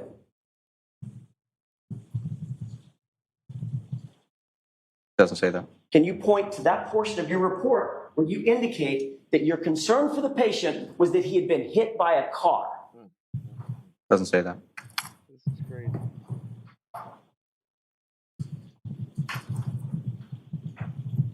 You indicated on direct examination that you were, quote unquote, looking for anything that we could pass on to the emergency room that would assist. Yes. I think it might have been an assistance to the emergency room personnel to indicate that you believe this person had been hit by a car. Objection. Sustained. Do you believe that that would have been an important piece of information to pass on to the emergency room assistants? Objection. I'll let him have that. I'll let him have that. Thanks. I'll allow It would have it. been important, yes. And it's nowhere in your reports, correct? It's not in the reports, no. You didn't tell that to the police when you were interviewed 8 days later. I was not asked about how or what I was. My question is, Yes. did you tell the police 8 days later, or 9 days later when you were interviewed?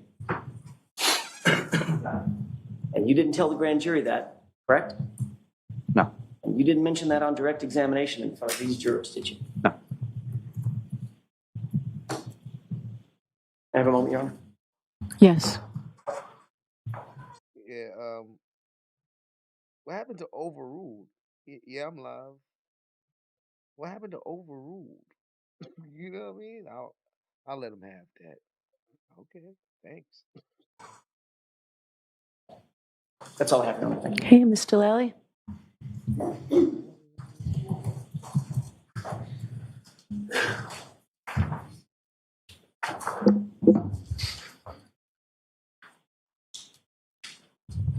So Firefighter Fulmani, you had been asked some questions about the observation you made of Mr. O'Keefe's abdomen being distended. And absent any external observation of injuries, that could be from an internal injury cause. Is that correct? Correct. Now, the conversation that you were talking about, in which the defendant indicated to you repeatedly that she hit him, or I hit him, that occurred on your sort of way to the body, correct? Correct. Really? Now,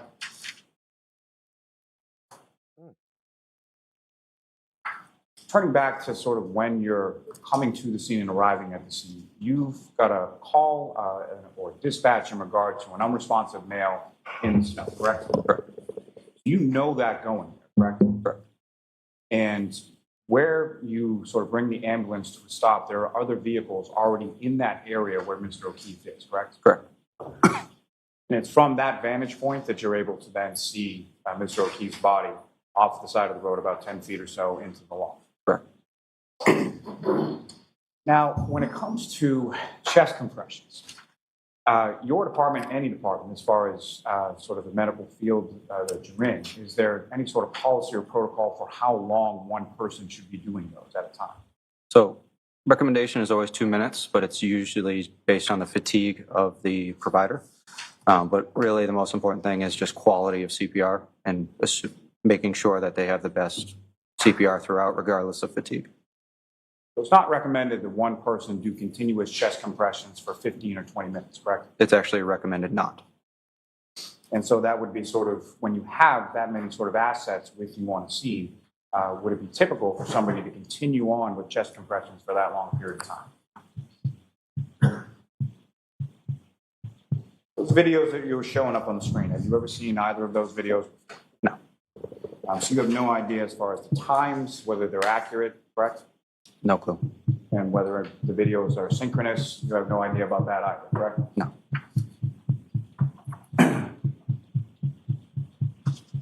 Now, the conversation in which you heard the defendant say, I hit him, and the conversation that firefighter McLaughlin had in which the defendant told her, I hit him, those are two separate conversations, correct? Correct. Happened at two different times, two different locations, and you weren't even present for Ms. McLaughlin's statement, correct? Correct.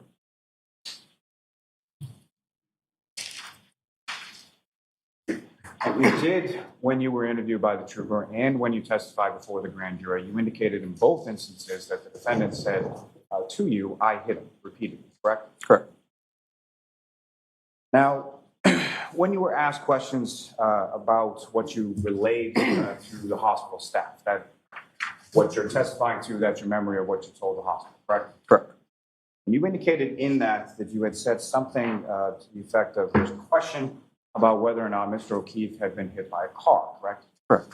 And so from your conversations with the defendant and the sort of expounding questions that you would ask for clarification, why was it that you related motor vehicle sort of specifically as a question to the hospital staff? So it was due to the proximity of the patient to the roadway and the vagueness of the statement. So proximity to the roadway and the fact that she stated, "I hit him," the red flag of him being underdressed and not. People don't just lie down in the snow in a blizzard. So how he got there, we're not sure. So we're trying to figure out what happened, but due to the proximity of the roadway, that was our first inclination. I have nothing further. All right, you, May I, Your Honor? a couple of questions.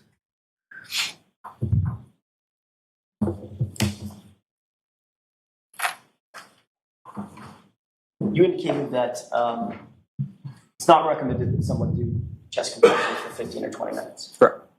You saw the video. It was on screen. That video was about 3 minutes. Yes. Did it appear that the same person that was doing chest compressions at the beginning of the video continued doing chest compressions all the way through? I don't know. We just watched the video.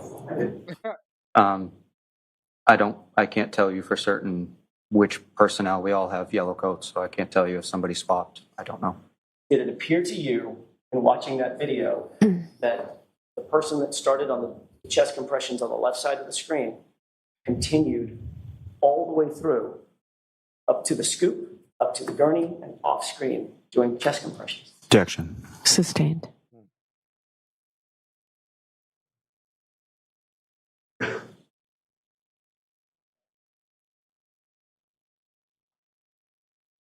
You indicated that when you heard this phrase, "I hit him," that your response was, did you hit him with your hand, right? Yes. Did you kick him? Yes. Did you punch him? Yes. That's what you previously testified to, correct? Yes. Nowhere in that conversation did you ever suggest you hit him with your car.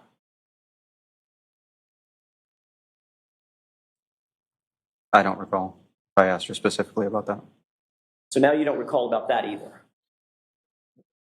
Objection, Your Honor. Jane. Yeah. And for the first time in any forum, you're telling this jury that you then thought, based on that conversation that was attendant to the video that we just watched, you believed that Mr. O'Keefe had been hit by a car and that she said she did it. I did not say that. So what?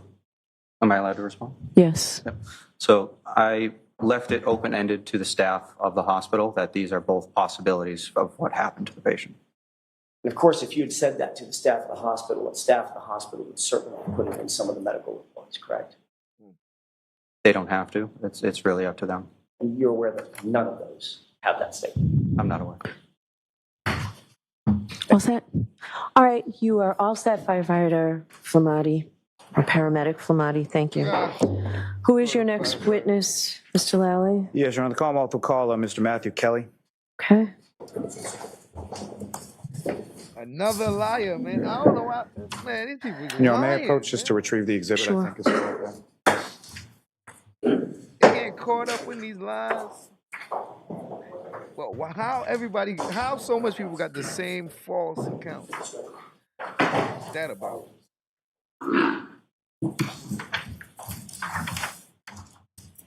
Step up there, just watch your step forward.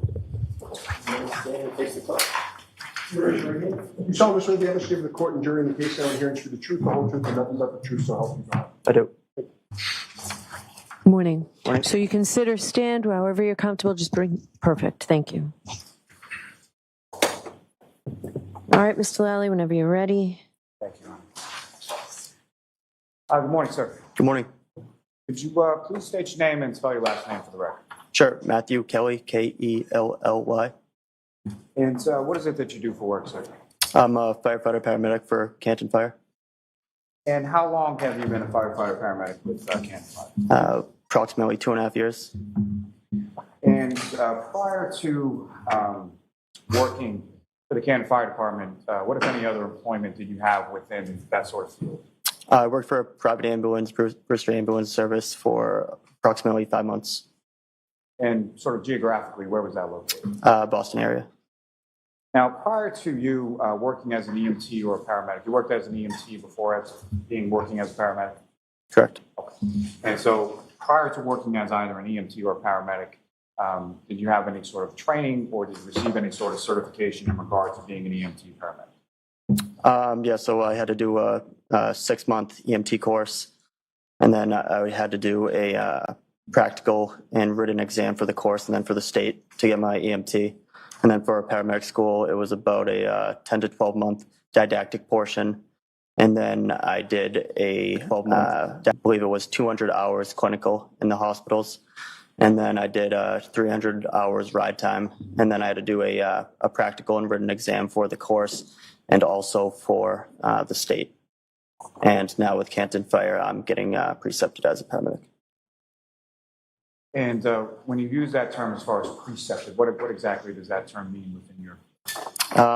It just means that you get trained by an experienced paramedic for an extended period of time until they say that you can do the job on your own. And with regard to being a EMT and a paramedic, you receive a certification in regard to working within that field? Can you say that again? With regard to being an EMT and a paramedic, to receive some sort of certification, either from the state or some other body in regard to working in that field? Yes. You have certification in regard to both? Yes.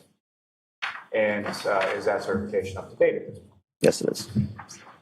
Sir, if I could turn your attention to January 28th, the evening of that, into January 29th, 2022. Were you working with the Canton Fire Department that day? Yes, I was. Recall what kind of shift you were working on that day? 24-hour shift on the ambulance. And which station house were you assigned to on that day? Station 1. And that's located where within the town of Canton? 99 Revere Street. And you were assigned to the ambulance, is that correct? Correct. And who, if anyone else from your department, was assigned to the ambulance along with you? Paramedic Anthony Fulmati. And on that morning of January 29th, do you recall about what time that you woke up on that day? I believe it was about 4:45 a.m. When you woke up, what, if anything, is it that you did with regard to your duties and responsibilities around fire station house 1? So we woke up a little bit early to shovel off the apron, shovel off the parking lot, and just prepare for the new shift coming in. And just briefly, sir, so when you go outside to shovel, what, if anything, do you recall about sort of the weather conditions and what they were at that point? There was snow on the ground. It was snowing, high winds, low visibility, still dark out. And do you recall being dispatched to a call shortly after 6 a.m.? Yes, I do. And what was that call, or what was that dispatch in regard to, and where specifically were you dispatched? It was unresponsive male in the snow on Fairview Road. And that area of Fairview Road, through your work with the Canton Fire Department, are you familiar with that specific area? Yes. And you respond in the ambulance, is that correct? Correct. Who, if anyone, goes along in the ambulance with you?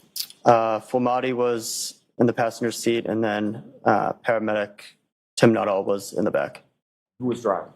I was driving. And in addition to the ambulance, ambulance 1 that you were in, what, if any, other sort of vehicles or apparatus responded from your station to Fairview Road? We also had an engine and our shift commander SUV. If you recall, who was the shift commander in the SUV? Shift commander was Captain Wendell Robery at the time. And Captain Robery is now the chief of the Canton Fire, is that correct? Correct. And as far as the engine was concerned, who, if anyone, was assigned to the engine and responded to the call as well? It was Lieutenant Greg Woodbury, firefighter, paramedic Katie McLaughlin, and firefighter, paramedic Frank Walsh. And as you're driving from the station house to Fairview, what, if anything, do you recall about weather conditions, visibility, anything like that along the way? Just heavy snow and wind, real low visibility, good amount of snow on the ground, so I was just trying to take it slow so we didn't spin out or drift or anything like that. And can you describe for the jury sort of the route that you took from the station on Revere Street to Fairview Road that morning? Yep, we took a right onto Revere Street, left onto Sherman Street, right onto Chapman Street, and then a left onto Fairview. And as you're driving down Fairview, what, if anything, can you tell the jury about sort of the elevation of that roadway as you go from Chapman down to where you stopped? It was a pretty steep, long road downhill. It was probably downhill for half of the way through Fairview. And because of that, I was just trying to go real slow so we didn't drift down the hill. And one last question about driving, but as you're driving along, what, if anything else, did you observe as far as sort of other vehicular traffic on the roadway, any other cars, trucks, anything like that? Nothing until I saw the police cruiser at the scene. And so as you're approaching the scene and you're driving towards it, what, if anything, sort of first draws your attention to where you're going and where you stop?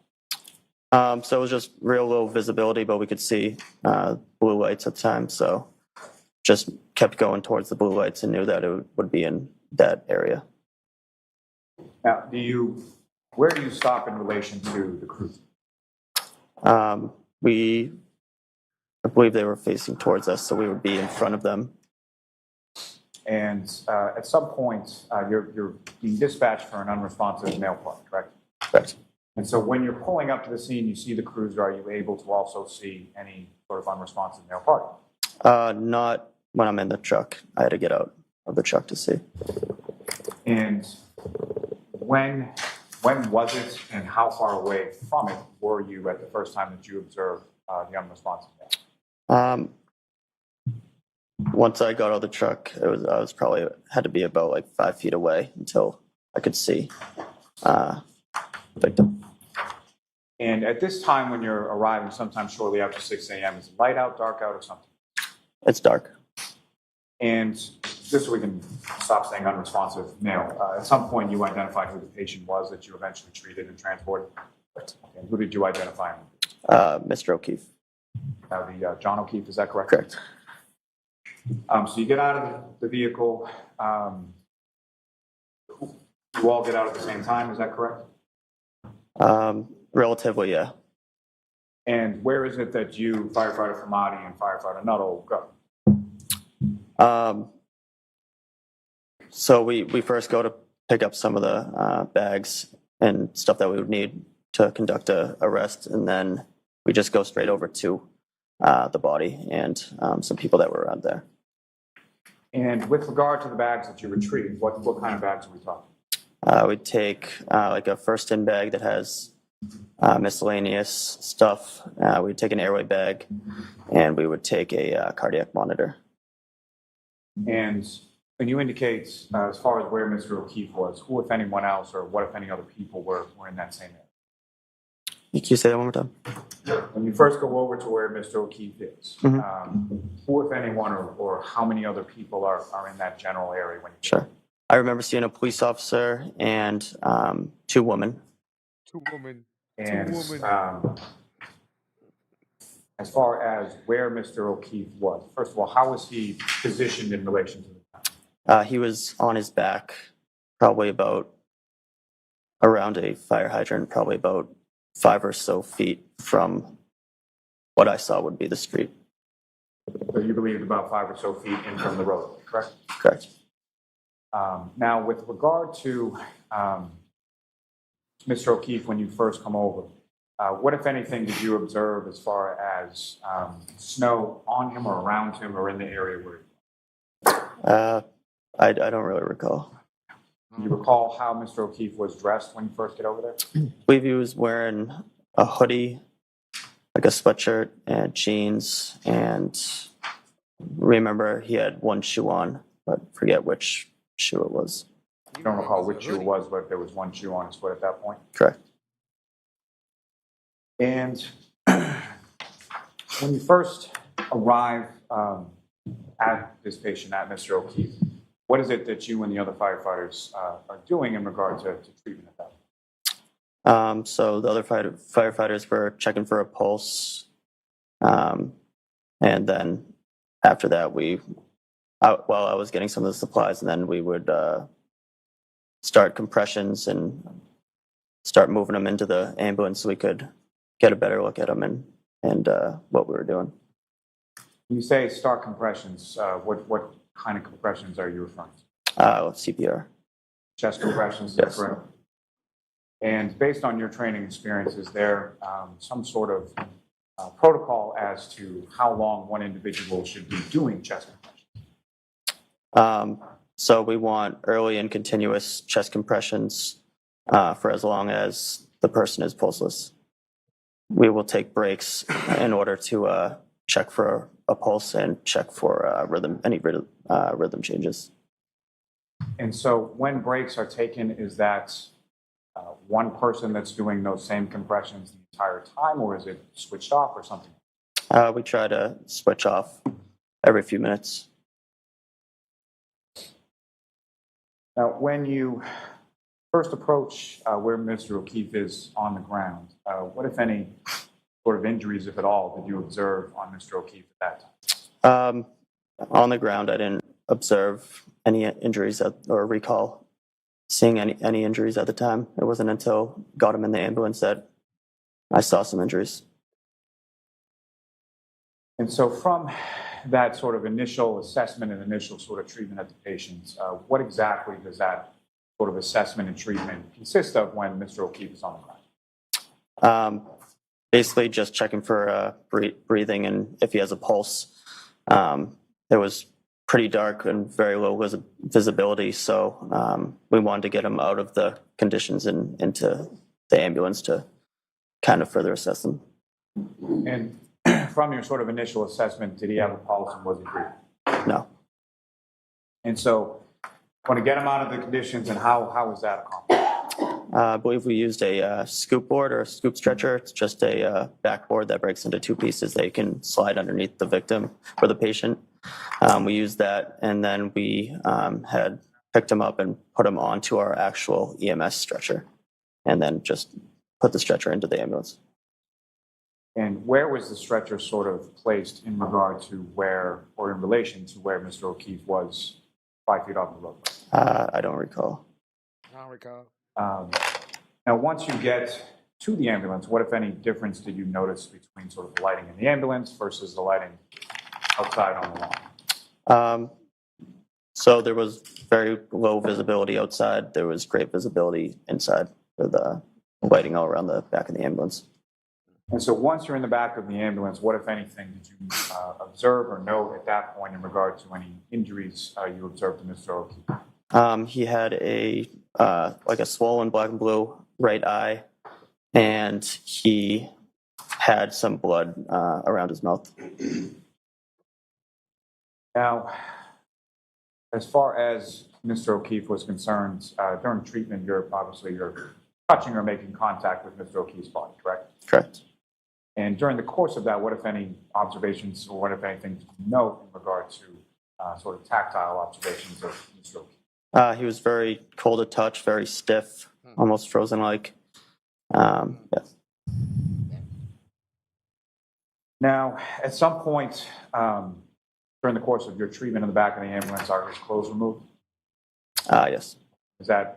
Why is that? It's just so we can try to examine his full body for any other injuries. And there's some concern for cardiac arrest, correct? Correct. Can you explain, are you familiar with that term? Yes. Can you explain to the jury what your understanding based on your training experience is as what is cardiac arrest? Sure. It would be when a person has a lethal cardiac rhythm where they no longer have a pulse. Now, once the clothes, as far as being removed, how are they physically, sort of how were they looking? I believe they were probably cut off with trauma shears. And once the clothes are removed with trauma shears, what, if any, additional observations did you make of injuries to Mr. O'Keefe's body? There was some lacerations on his right upper extremity.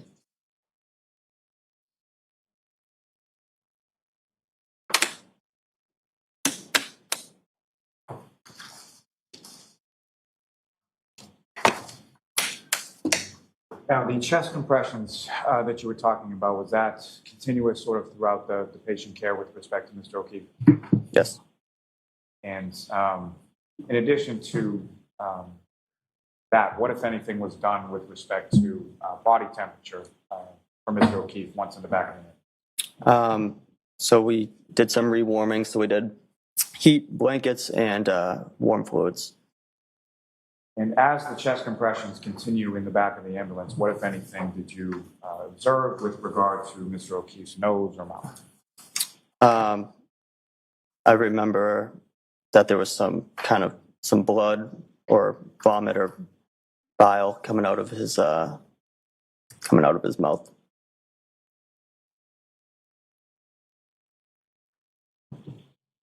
Now, turning your attention to back outside of the ambulance, taking you back there for a moment. You indicated in your testimony that when you arrived there were two females in the area where Mr. O'Keefe was. Is that correct? Correct. Can you describe anything as far as what they look like or anything about those two females that you saw? I just remember they were white, looked to be between 35 and 45 years old, I would say, and average build and height. What, if any, sort of distinguishing characteristics did you observe between one or the other? I remember one had some red stuff around her mouth. I was thinking it could be blood. And that individual that you observed with red stuff that you thought could be blood around her mouth, what, if any, observations did you make of her as far as her demeanor or anything like that?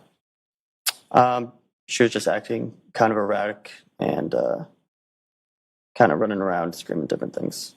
And as far as the different things that she was screaming, what, if anything, do you recall specifically hearing her screaming when she was running around? It was just something like, "He's dead. He's fucking dead."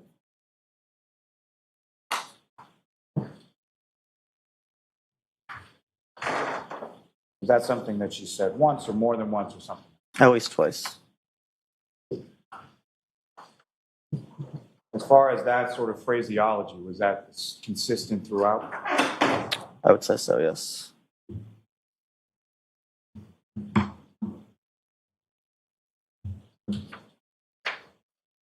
Now, when you enter the ambulance, does the patient care continue, obviously, with Mr. O'Keefe? Yes. And if you recall, who was sort of involved in that patient care in the back of the ambulance? Me, Nuttall, Flamati, Woodbury,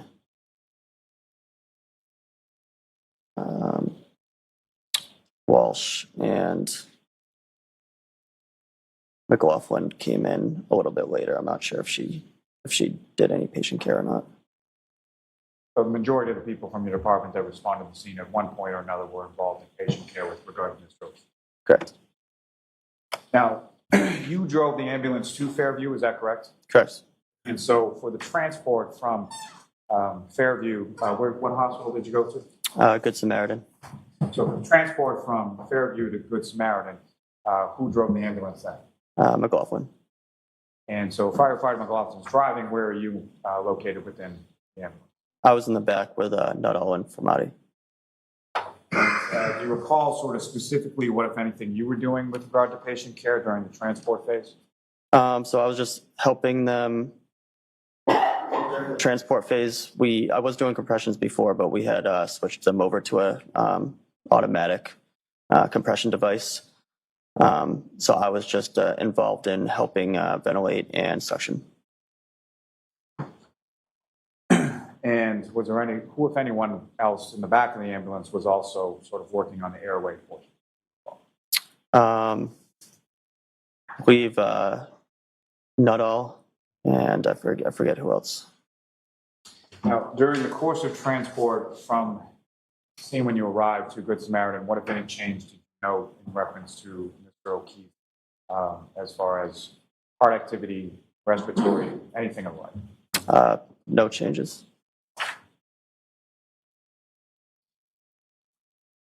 Ms. Gilman, if I could ask for exhibit number 9, please.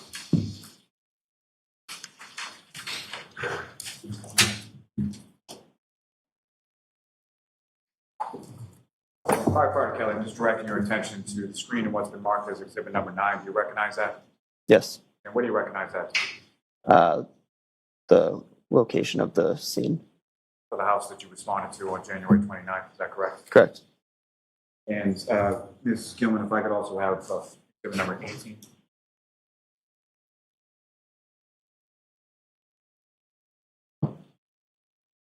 And again, sir, just directing your attention to the screen, do you recognize the photograph that's up on the screen? Yes. What's depicted in that photograph? The location of the scene again. Sort of a different view of the same home, is that correct? Correct. Can I approach the witness, Sean? Yes. This is the laser pointer. Basically, there's a button there. Just press on that. Okay.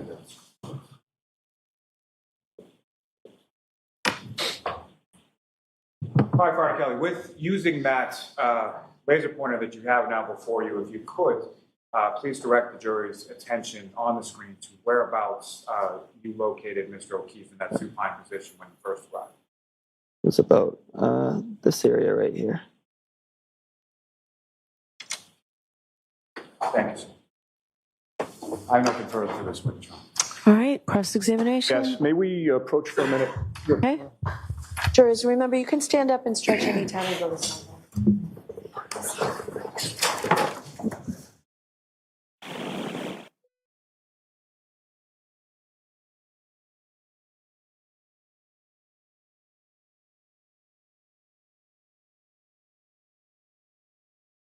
All right, stretch, jurors, stretch.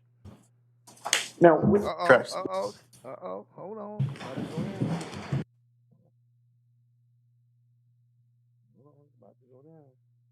Now, let's see some cross-examination. You know what? This cop does understand. This what is it? Firefighter, paramedic. Uh, he don't seem. He seems okay. He seems okay, man. Let's see exactly how this goes, man. But he don't seem that bad. He seems okay. He seems like he wants to be honest. And let's see.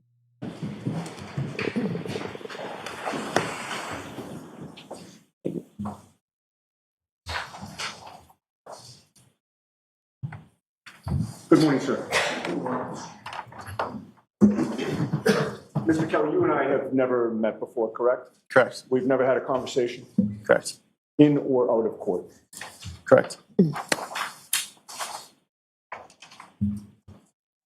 Now, with regard to the clothing that John O'Keefe was wearing when you came upon him, I believe you remembered that he had on a pair of jeans. To the best of my recollection, yes. And you remembered that he had a hoodie sweatshirt. Yes. And what also stuck out in your mind is that he had only one shoe on, correct? Correct. From your memory, you're not sure if it was the left or the right shoe, but it was one of those, correct? Correct. And you did not see another shoe or the matching shoe in the area anywhere around where he was lying, correct? Correct. And to your memory, you never saw that other shoe, correct? Correct. Now, with regard to the removal of the clothing, I believe you testified before this jury on direct examination that trauma shears would have been used. Is that accurate? Yes. And what do those look like? How big are they? And if you could describe them. They're about this big, so say 6 inches, and they have usually like a plastic or metal handle, and then just kind of 2 curved blades that are used to cut. And are they essentially a large pair of scissors? Yes. And are they sharp in terms of the blades? Yes. And they need to be somewhat heavy duty because you don't know what type of clothing you're going to have to cut through, correct? Correct. Where was it that the trauma shears were used in order to start to remove John O'Keefe's clothing that morning?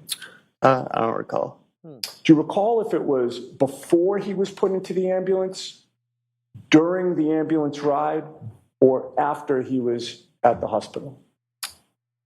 I believe it would, I don't recall, but I believe it would be in the ambulance. I'm sorry, there's a little bit of noise. Could you repeat that? Sure. I don't recall, but I believe it would be in the ambulance. In the ambulance. And you wouldn't have waited until you got to the hospital because there was a reason why you were taking the clothes off, correct? Correct. And what was that reason? To look for any other injuries that the patient might have. And that was a priority as you were treating him, correct? Correct. You don't think that you cut off his clothes before you put him in the ambulance, correct? Correct. And you don't think that, and when I say you, I mean your team. Right. You don't think your team cut off the clothes after he was out of the ambulance, correct? Correct. So it was sometime during the ride. Correct. Do you recall who it was that actually used the trauma shears along that ride? No. Do you recall at what point during the ride? Would it have been sort of the beginning of the ride, or would it have been toward the end? Toward the beginning. Now, with regard to the clothing that was cut, do you recall if it was the sweatshirt, the jeans, or both? I don't recall. Do you think, or is your memory that the hoodie sweatshirt was left on him without being cut? I don't recall. Where did that clothing go after it was cut by the trauma shears during that ride? Some of it would stay right on the stretcher, but I don't recall on all of it. Okay. And some of it could have been on the floor of the ambulance as well? Potentially. And then once the ambulance arrives at the hospital, what is the protocol regarding the clothing that had been cut? It gets transferred over to the RN in charge of the patient and usually stays in their room. Usually they'll put it in some sort of bag. Okay. And is the clothing put in the bag? Does somebody meet you out at the ambulance in order to collect the clothing, or do you bring the clothing into the hospital in order to transfer it to an RN? We bring it in. And do you recall who it was that brought in that clothing? No. Who was with you at that time going into the hospital from the ambulance? Noto and Flamati. So it had to be one of the three of you that delivered that clothing to an RN, correct? Correct. Do you know if all the clothing was delivered to an RN or if some stayed in the ambulance? I don't recall. And once you give the clothing to the RN, do you see where she takes it? I don't recall. Did you go into the treatment room wherever John O'Keefe was brought once he was at the hospital? Yes. And you had previously testified that you believed the clothing would have been brought in with him, correct? Correct. Do you have a memory of seeing that clothing within that treatment room at the hospital? I don't recall. Do you recall seeing the clothing on the floor? I don't recall. Okay. Now let's get back to when you first arrived on scene. And actually, but before I get to that, I did want to ask you a couple of questions about where you were at in terms of your career on January 28th, 29th. You were a fairly new firefighter? Correct. And you were conscious, you had been trained not long before January 29th, right? It was within several months? 2 months, yeah. Oh, within 2 months, okay. And your priority as a new firefighter was to follow your training, correct? Correct. It was fresh in your mind. Correct. You wanted to do things the right way, correct? Correct. And particularly at the beginning of your career, you don't want to develop any bad habits, correct? Correct. And you were following protocol once you got to the scene as best you could, correct? Correct. I believe you testified on direct examination that when the ambulance got to 34 Fairview, as soon as it was parked, you and Anthony Flamati went straight to the body, correct? I don't recall saying that. I wasn't sure who went straight to the body. I said some of us got some supplies. Okay. I thought your testimony, correct me if I'm wrong, but I thought your testimony was that you may have gotten some supplies, but then you and Flamati went straight to the body. Yes, so we did, me and Nuttall. Got supplies? Me and Nuttall went to the body. All right, where was... But we didn't go straight there. We got supplies first and then went to the body. Or I got supplies first and then went to the body. Okay. How long did it take you to get supplies? Probably within a minute, I would say. Okay. And where was Flamati when you were getting supplies? I don't recall. Once you got to the body, who assisted you with regard to treating John O'Keefe? I believe it would be the people who were on scene with me. Who would that have been? Flamati, Nuttall, Walsh, McLaughlin, Woodbury, and Robery. Okay. So is it your testimony that your memory is that 5, 6, however many people were there with you, all were hovered over John O'Keefe doing treatment on him? Not treatment, but getting supplies, getting a stretcher. We're all working together, but we weren't all doing the treatment portion. Sure, and the treatment was essentially CPR, correct? Correct. Chest compressions? Yes. And dealing with his airway as well? Correct. Which of your coworkers and or you were directly involved with the CPR, the chest compressions, and the airway issues? I recall that I was doing compressions and helping suction and ventilate in the ambulance, but I do not recall who else was partaking in that. Okay. So let's talk about when John O'Keefe was put on the scoop stretcher and then ultimately taken to the ambulance. Who was with you when that was occurring? So it would have been me, Nuttall, Flamati, and Robery, I believe, were trying to get him on the scoop. And then I believe the engine guys were trying to get the stretcher. Who were the engine guys? That would be Walsh. It must have been Walsh, Woodbury, and McLaughlin, but I don't recall who exactly was getting it. All right, so your memory is that yourself, Nuttall, and Flamati were loading John O'Keefe onto the scoop? I believe so, yeah. And then from the scoop, he's put on a stretcher? Correct. And then who would it have been that wheeled the stretcher to the ambulance? I don't recall who it was. You? I don't recall. So you have no memory of who would have taken John O'Keefe on that stretcher into the back of the ambulance? I don't recall who actually did it, but it would just be whoever's in the best location at the time to move the stretcher. All right. Do you have a memory of John O'Keefe going into the back of the ambulance? Not a clear memory, no. Who went into the ambulance with him? Me, Nuttall, Flamati, Walsh, Woodbury. Okay. And by the way, once he's on the scoop and then put on the stretcher, the priority is to get him into that ambulance, correct? Correct. And part of the reason for that is he was cold, correct? Yes, sir. And your priority was you wanted to warm him up, correct? Correct. And the best place to do that would have been the inside of that ambulance, correct? Correct. So it wasn't that he was put on the stretcher and then there was some detour in terms of where he was taken. You made or whoever took him, made a beeline for the back of that ambulance in order to get him warm, correct? Correct.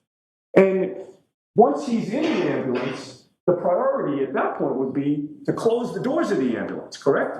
Correct. Because if you leave the doors open, there's a blizzard outside, correct? Objection. Sustained. Let's go ahead, Ms. Giannetti. Keep moving forward, please. Well, why sustained? And so the doors were closed to the ambulance, correct? At some point, yes. All right. And inside the doors of that ambulance, as you testified, was at least, not naming everybody, but at least you and Nuttall and Flamati, correct? Correct. And once those doors were closed to the ambulance, none of you left the ambulance, correct? None of us, meaning I'm talking specifically about you and Nuttall and Flamati. I don't believe so. No. You would have remained in the ambulance all the way to the hospital, and that's the point in which the doors would be open, correct? Correct. All right.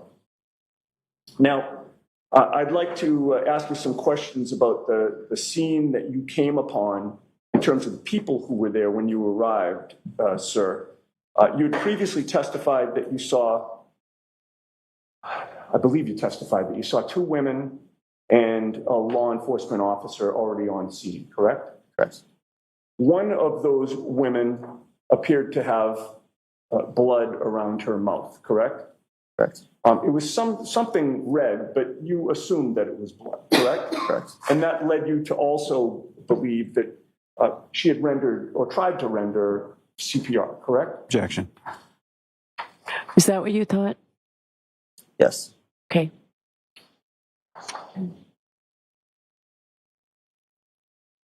Is that like an overruled or what? And while you were on scene, it was the woman who had the blood around her mouth who appeared to be most upset, correct? Correct. She was really upset, correct?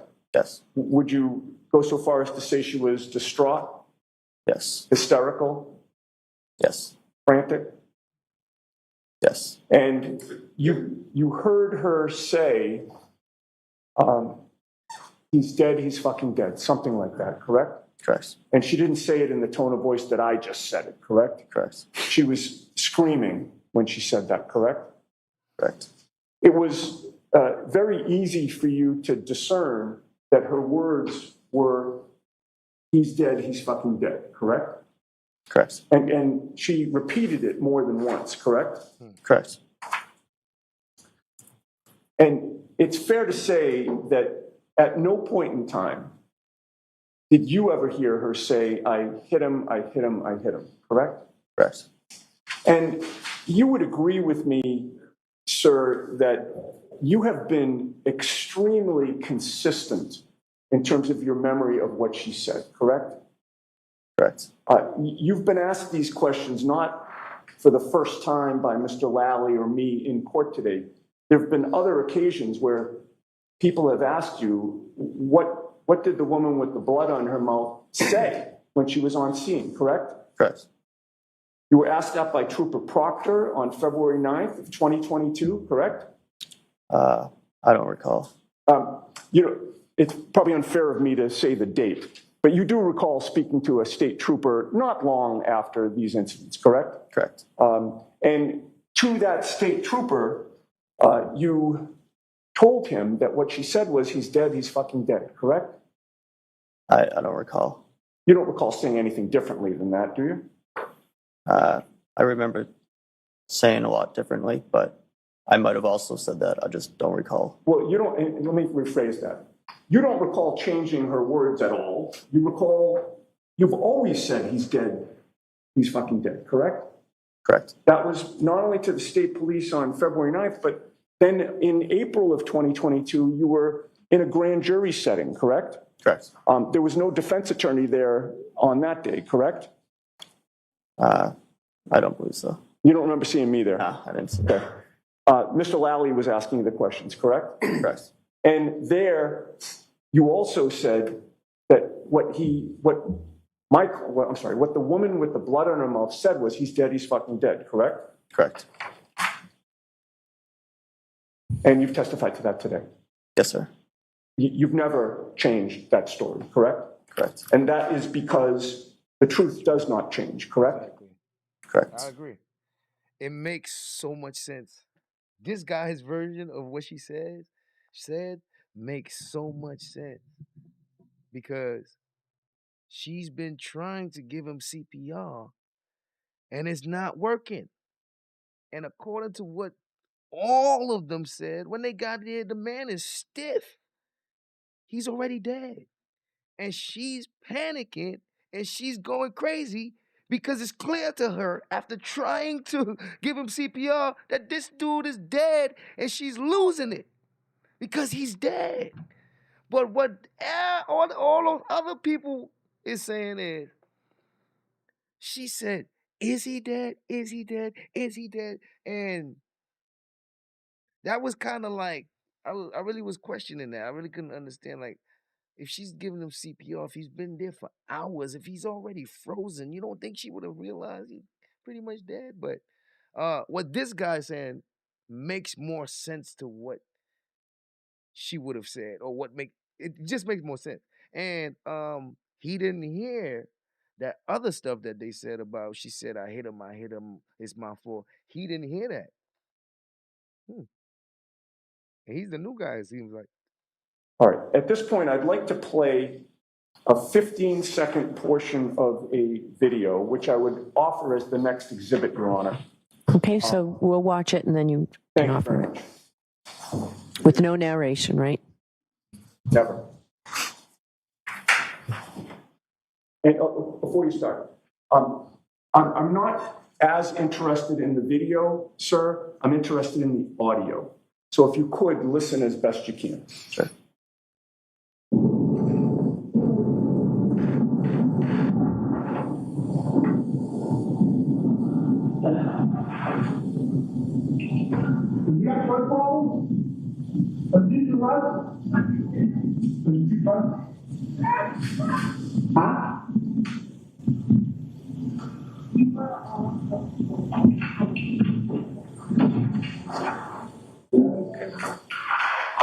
Would you agree with me, sir, that we heard what you heard that night, which is he's dead, he's fucking dead?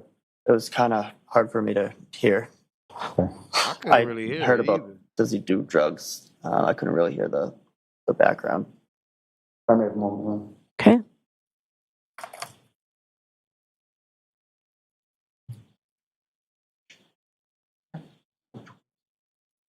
May we approach? Okay.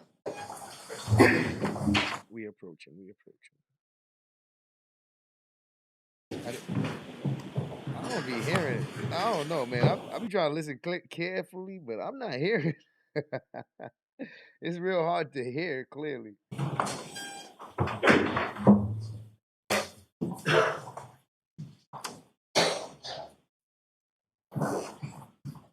Mr. Kelly, I got permission to play it one more time. I'll try my best. So again, and by the way, before it's queued up, I would direct your attention more toward the beginning of that 15 seconds. As there are things that happen, I think, that you heard at the end, but you tell us if you can hear, or what you can hear. Okay.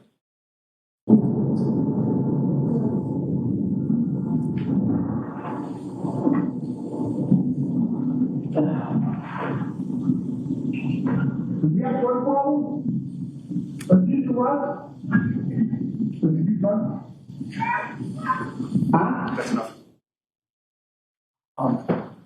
What did you hear? I heard someone say fucking dead. Thank you, sir. Any redirect? Just briefly, Your Honor.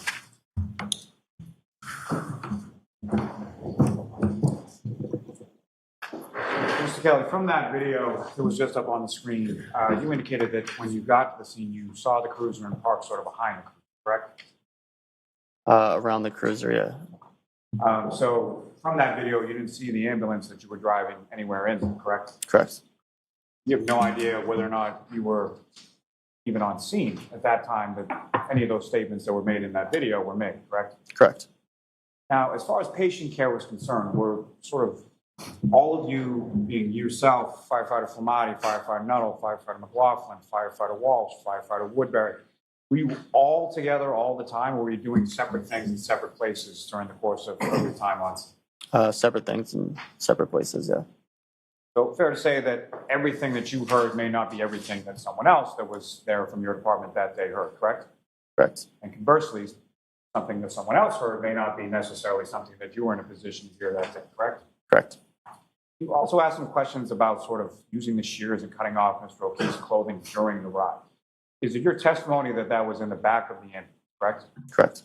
Was that during the transport or was that prior? Would you be utilizing shears on a patient, cutting off clothing while the ambulance is in transit? No.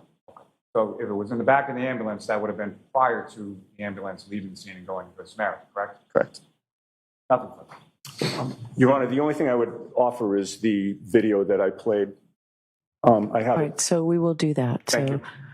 Mr. Clerk, it's already been pre-marked, right? I found out. Do you not have it, Nancy? Okay. Oh, I'm sorry. I was mistaken. It has not been pre-marked. We exhibit 380. Thank you. Thank you.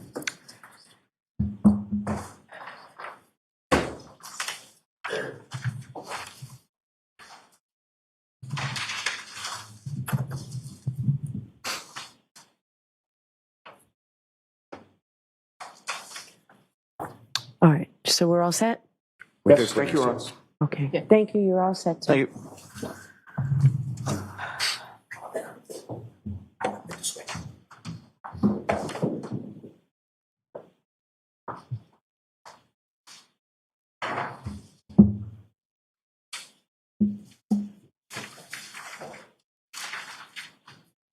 Your next witness. Yes, Your Honor. The Commonwealth call Mr. Francis Walsh to the stand. Okay.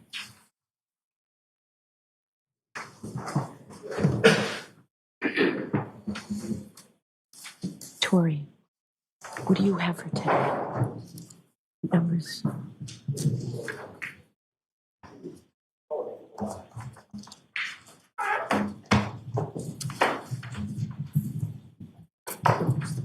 Select your stuff.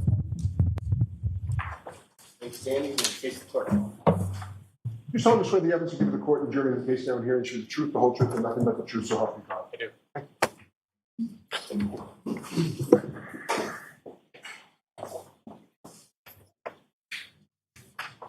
Okay, whenever you're ready, Mr. Lally.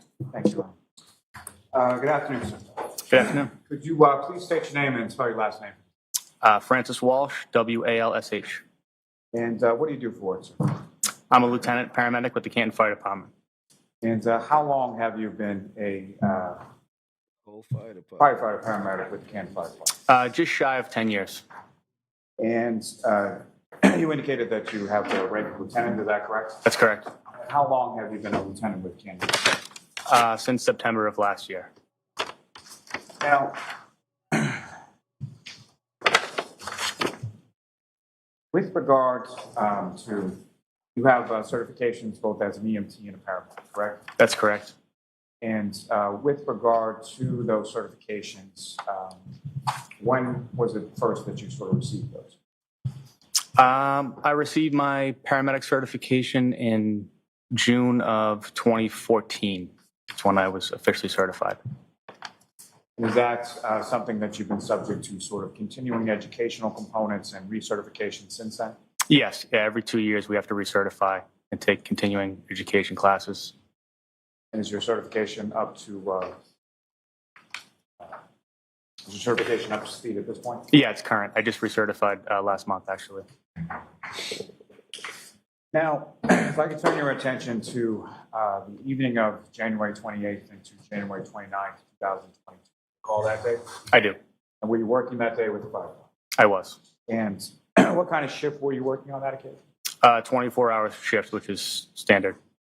Is that 8 a.m. to 8 a.m.? That's correct. That, correct me if I'm wrong, but that would be 8 a.m. on the 28th until 8 a.m. on the 29th? That's correct.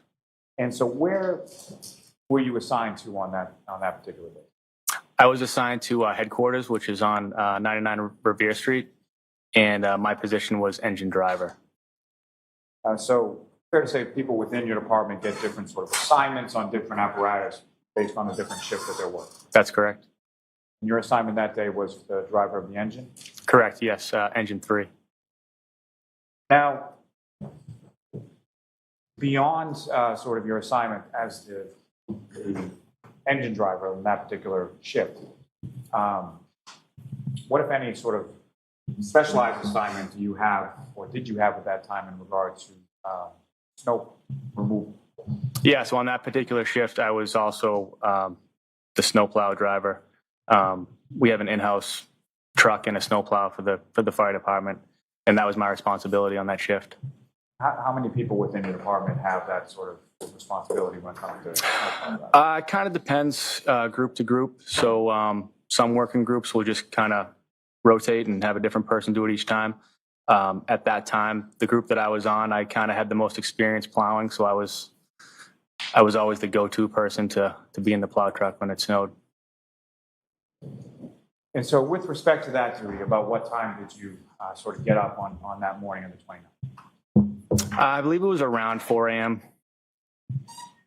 And why was it that you got up at that time? It was snowing pretty heavily. I mean, we knew the forecast called for a lot of snow. So I got up early and hopped in the plow truck. And so, and just briefly, in addition to the snow, what, if anything else, did you observe as far as the weather conditions when you were out in the plow truck? It was very windy. Yeah, just windy and really heavy snow. Now, at some point, shortly after 6 a.m., does your department get dispatched to a call? Yes. And where was the dispatch to, and what was it in regard to? So I didn't hear the actual dispatch because I was in the plow truck. I was in the rear of headquarters in the plow truck. But my Captain Robery, came out and told me that we had a call for 34 Fairview Road for an unresponsive male party. And he told me, to hop in the engine and head to that call. And when you hop in the engine, who, if anyone else from your department, was assigned to the same engine as you on that day? So I had Lieutenant Woodbury to my right in the passenger seat and Firefighter McLaughlin in the rear. And beyond the engine that you were driving, what, if any, sort of other apparatus from your department was dispatched to the call that day as well? So that would have been Ambulance 1, and then also Car 5 went as well. That's kind of like an optional thing, but with a call of that severity, the captain will go as well. And who was in Car 5 on that day? Captain Robery. And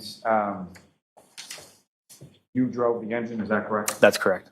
If you could describe for the jury sort of what you observed as far as the road conditions, visibility, things that like en route from the station to Fairview Road. Yeah, so it was really, really poor driving conditions and visibility. I can't recall ever driving to a call of that nature and that severity that slowly. The visibility was so poor that we were just driving extremely slow.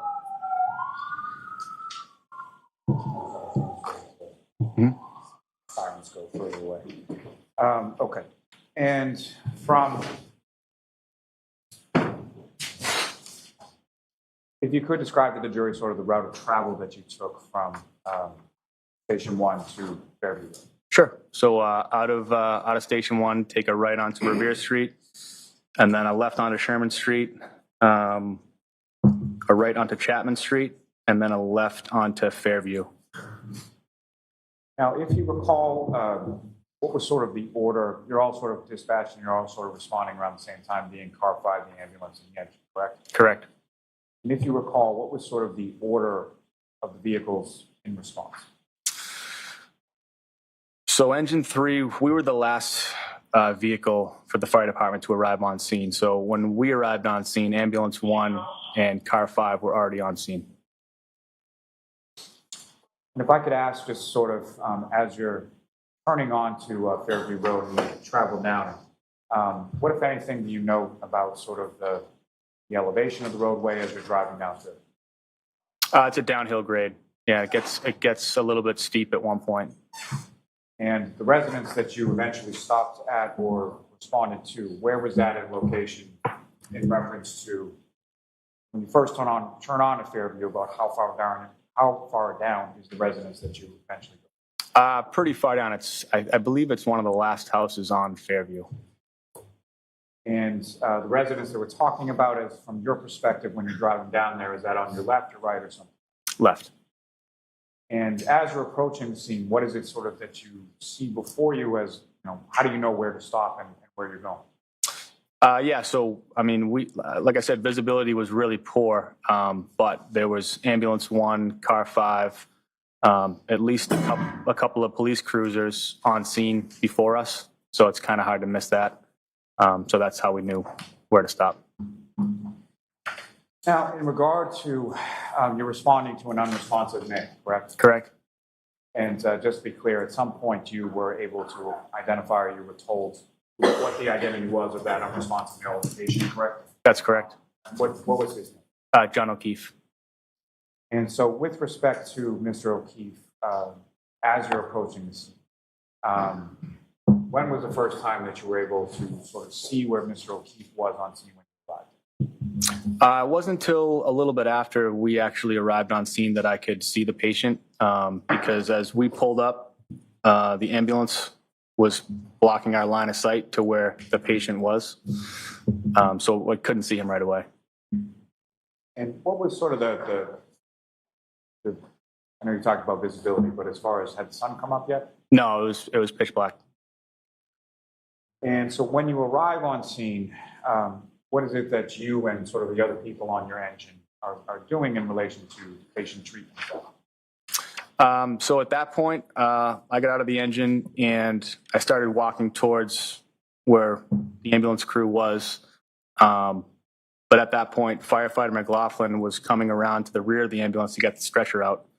So I went directly to that to give her a hand with that. And we proceeded to bring that around the front of the ambulance where firefighter Nuttall, Flamati, and Kelly, and I believe Captain Robery were working on the patient. All right, so he refers to all of them as firefighters. They're all firefighters that are paramedics. Okay. Now, in reference to where patient Mr. O'Keefe was, where was he? Could you see sort of how in reference to the ground? I could see the other firefighters and captain that I just mentioned had just put him on the backboard at the first time that I saw him. I'd say that was like roughly 10 feet in from the road. And to that point, how were you able to say that it was approximately 10 feet in from the road? Just an estimate. Let me ask you, as far as the stretcher was concerned that you and firefighter McLaughlin retrieved, where did you place that in relation to where Mr. O'Keefe was when you first brought it over? So we placed that. We decided to leave it on the street and get it as close to the grass or snow as possible. It was unspoken, but we knew that we didn't want to put the stretcher onto the snow because it would be too unstable. So we put it right up against the curb. So right at the edge of the street where the street meets the yard. And so you put the stretcher basically right up against the curb, and Mr. O'Keefe was approximately 10 feet. That's correct. And with respect to positioning the stretcher, was that parallel with the curb or perpendicular to it, or how was it? Parallel. And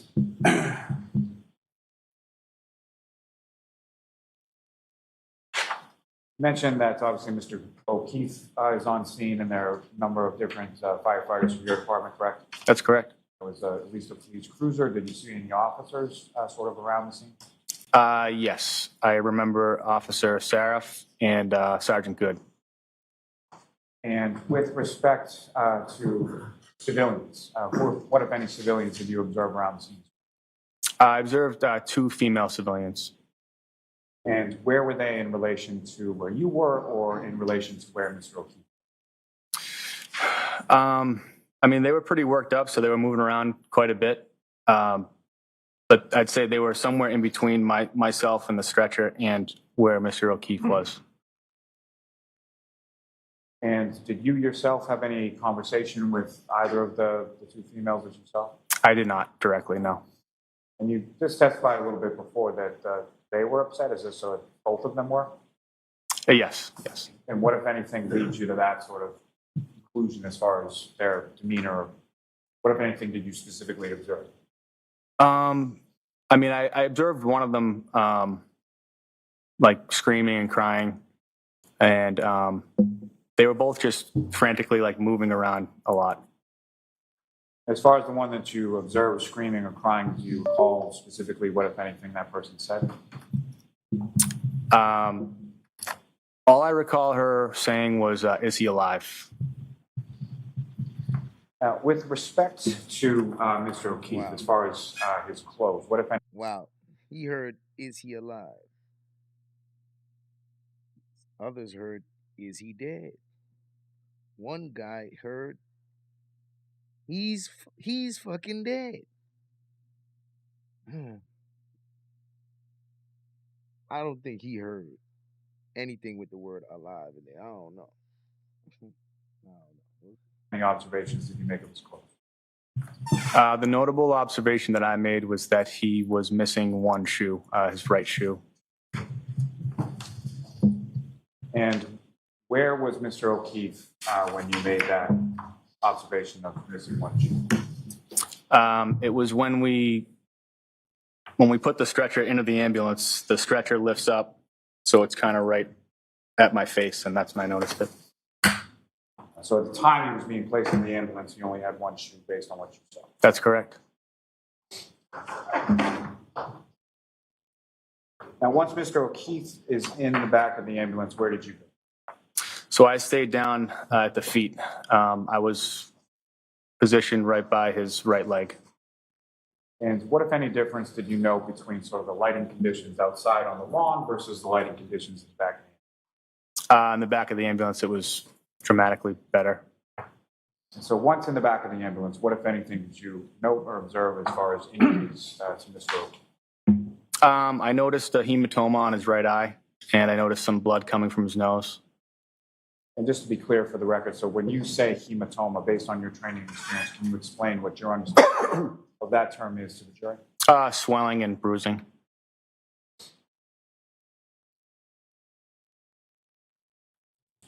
Now, at some point, with respect to the clothing that Mr. O'Keefe was wearing, what, if anything, did you or other firefighters or paramedics from your department do with reference to Mr. O'Keefe's clothing? We removed all of his clothing. And let me first ask, how was that removal sort of accomplished? Can you repeat that? When you removed his clothing, how did you do that? With trauma shears, basically scissors that cut clothing. And once sort of, was that pursuant to some sort of protocol, or Yes. why was the clothing removed? Yeah, on any trauma call, it's protocol to expose the patient so you can see all injuries and you don't miss any injuries.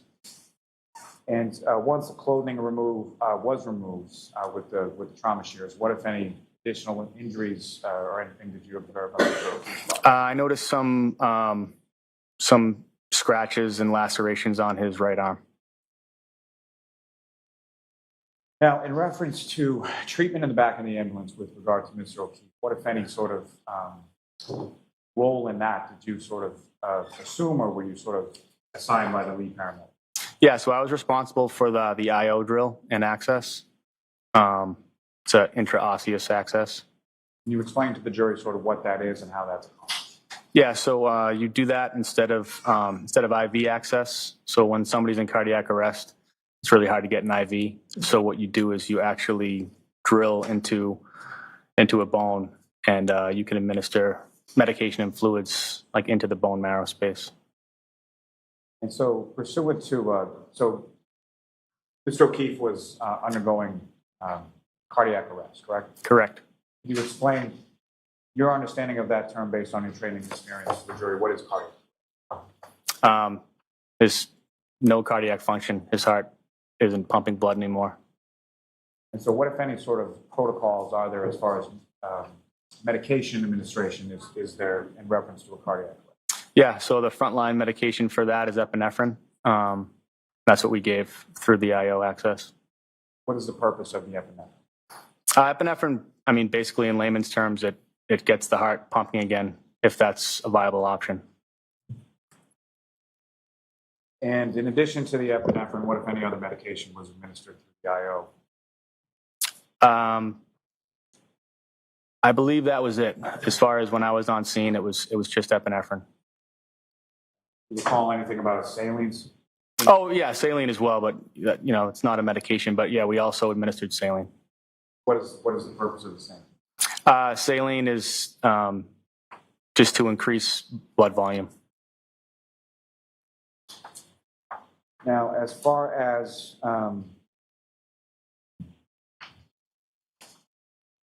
the transport, Mr. O'Keefe is then taken from the scene to a hospital, correct? Correct. Did you go along with the ambulance on the transport to the hospital? I did not. So you remained on scene at least for some period of time, correct? Very briefly, but yes. And you referenced some officers from the Canton Police Department that were on scene when you were on scene, correct? Correct. And without reference to anything said, which of them, if any, did you have any conversation with prior to leaving the scene? Sergeant Good. And just as far as what you told Sergeant Good, what, if anything, did you relay to him before you left the scene? I relayed to him that there were signs of trauma in the patient. And did you give it any sort of further explanation as to the signs of trauma that you observed? Yes, I believe I told him what I told you about the hematoma on the eye and the blood in the nose and the scratches and lacerations on the arm. So you told Sergeant Good what you've just testified to this jury that you observed? I believe so.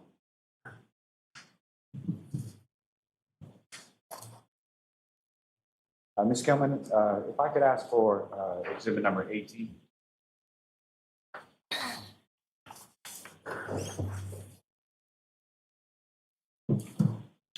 Firefighter Walsh, what's up on the screen is exhibit 18. Do you recognize that? Yes, 34 Fairview Road. Is that fair, minus whatever the weather conditions are, a fair and accurate portrayal of what you observed that day, 34 Fairview? Yes. And approach the witness to agree with it? Yes. So this is again the latest one. Okay.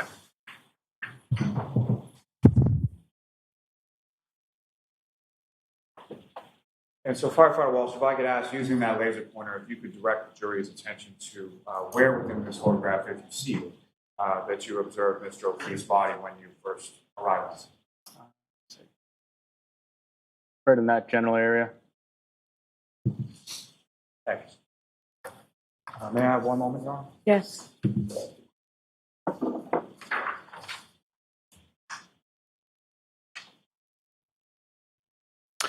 No further questions for this witness, Your Honor. All right. Cross-examination? Yes. Good afternoon, sir. Good afternoon. Now, I just want to ask you about the woman that you saw on scene who appeared to be screaming and crying. Would you agree with me that she stood out to you because she appeared to be the most upset Yeah, I would agree with that. Yes. and the loudest? Yes. She appeared to be crying more than others, Yes. and she was screaming, right? Yes. And what you heard her say, I understand your testimony, was that she just said, "Is he alive?" Correct? That's what I recall. Correct. In a loud voice, Yes. in a distraught voice, Yes. while she was crying. Correct. I have nothing further. There's nothing, Mr. Lally, right? No, Your Honor. All right, you are all set, sir. Thank you. Thank you. Who is your next witness? Ms. Katie McLaughlin.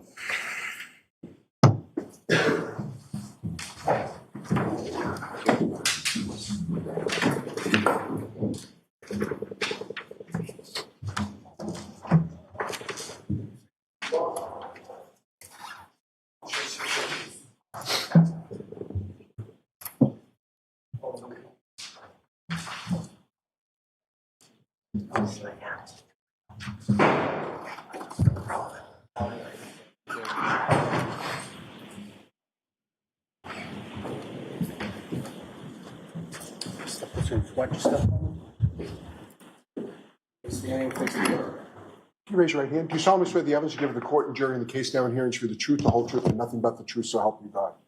Thank you. You can have a seat. I just need you to speak into that microphone nice and loud. who is this? Okay, whenever you're ready, Mr. Lally. Good afternoon. Could you please state your name and spell your last name? It's Katie McLaughlin, McLaughlin. And what do you do for work? I'm a firefighter paramedic for the town of Canton. And how long have you been a firefighter paramedic? Probably about 7 years at this point. And prior to working for the Canton Fire Department, what, if any, other work did you do sort of within that general field? I worked as an EMT basic for Brewster Ambulance. Went to paramedic school. I eventually became a paramedic for Brewster Ambulance, and I worked there for a few years before getting on the fire department. And just briefly, but prior to becoming a paramedic or working as a paramedic, what, if any, sort of training did you receive in regard, or certification did you receive in regard to being a paramedic? So it's a 2-year schooling where you have about a year of didactic. There's a lecture portion for about a year. And then after that, there's about a year to a year and a half of clinical training that's done in an ER and then done in an ambulance. So that whole period is around 2 years. And prior to working at the Canton Fire Department, you received certification from the state or some other sources, paramedic, correct? Yes, it's through the state and through a national registry. And both those certifications through the state and the national registry, are those granted sort of forever, or is there like a continuing educational component and a recertification process? So you recertify every 2 years. You have to take continuing education classes in that 2-year period. And that's just on a 2-year cycle you recertify. And your certification is up to date at this point, is that correct? Yes. Ma'am, if I could turn your attention to the dates of January 28, 2022 and January 29, 2020. Do you recall those dates? Yes. And were you working with the Canton Fire Department on those dates? Yes. Do you recall what kind of shift you were working from the 28th to the 29th? It was just my regular 24-hour shift. And 24-hour shift in Canton Fire is essentially 8 a.m. to 8 a.m., is that correct? Correct. And where were you sort of assigned within the town of Canton Fire Department on that day? So I was on the engine for that shift. So I was the third person on the engine. There's an engine driver, there's an officer, and then there's a third person who's in the back. And so your sort of role with respect to the engine, is there sort of like a name for that position? Some people call it like the back step. Yeah. And which station house were you assigned to on that engine? The Station 1, which is 99 Revere Street. And in addition to yourself, who, if anyone else, was assigned to the other sort of two roles on the engine? Frank Walsh was the engine driver that day, and Greg Woodbury was the lieutenant on the engine that day. Now, turning your attention to that morning of the 29th, do you recall about what time you got up or what time you went outside that day? I think we were up maybe a little before 6 because it was snowing, and we had to like shovel the front apron. So we were up maybe 5 a.m. So when you were up around that time, around 5 a.m. and outside, you were outside shoveling, is that correct? Yep. Intermittently, yeah. So during the times that you were outside shoveling, what, if anything, did you observe as far as the weather or the conditions at that point? It was snowing pretty heavily. It had been snowing. We were shoveling, and it was pretty cold and windy. And if you know around that time that you initially sort of went out and were shoveling, about how much snow had accumulated at that point? I don't know how much. I mean, enough for us to shovel that front apron, but I don't know how much. Sometime shortly after 6 a.m., were you and other members of your department dispatched to a call? Yes. And where were you dispatched to, and what was that dispatching? So the call came in as a man down in the snow or a man unresponsive in the snow, and the call was 434 Fairview Road. And about how long was it from the time that you sort of received that dispatch and go sort of on the engine to that residence on Fairview? How long? Yes. We're on the truck and going probably within a few minutes at most. And so in addition to yourself and Firefighter Walsh and Lieutenant Woodbury, what, if any, other sort of apparatus from your station was dispatched? The ambulance was dispatched as well, and I believe the command car 5, also was dispatched to the call.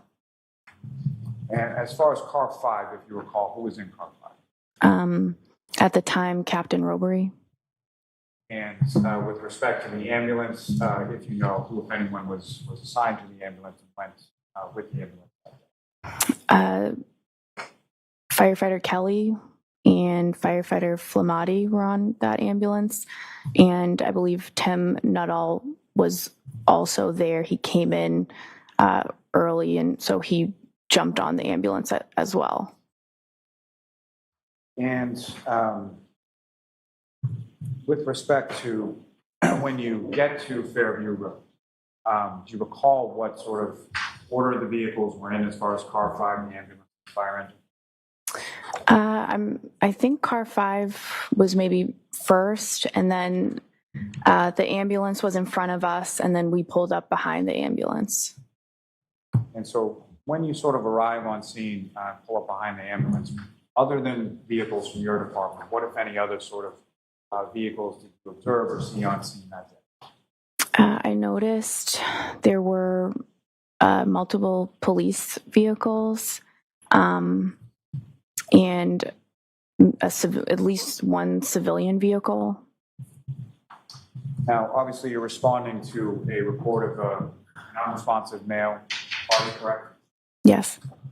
And when you're sort of first arriving on scene, or just in reference to when you arrived on scene, when was the first time that you were able to see that unresponsive party?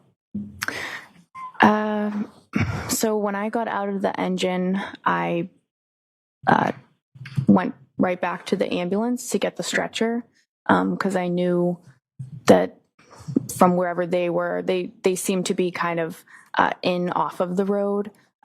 So I got the stretcher with Firefighter Walsh, I believe, and then we brought the stretcher as close as we could to the patient, and that was like parallel to the curb, and that would be the first time that I observed them working on a patient.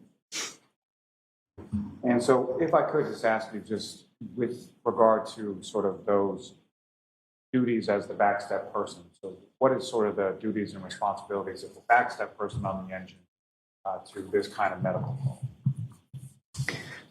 So the role of the person in the back of the engine is it kind of is dependent upon what that lead paramedic needs you to do. You're there to assist the ambulance in any way that they need. So that could be assisting with extrication of a patient. It could be obtaining information about a patient or bystanders. It could be assisting with patient care if they need you in the back of the ambulance.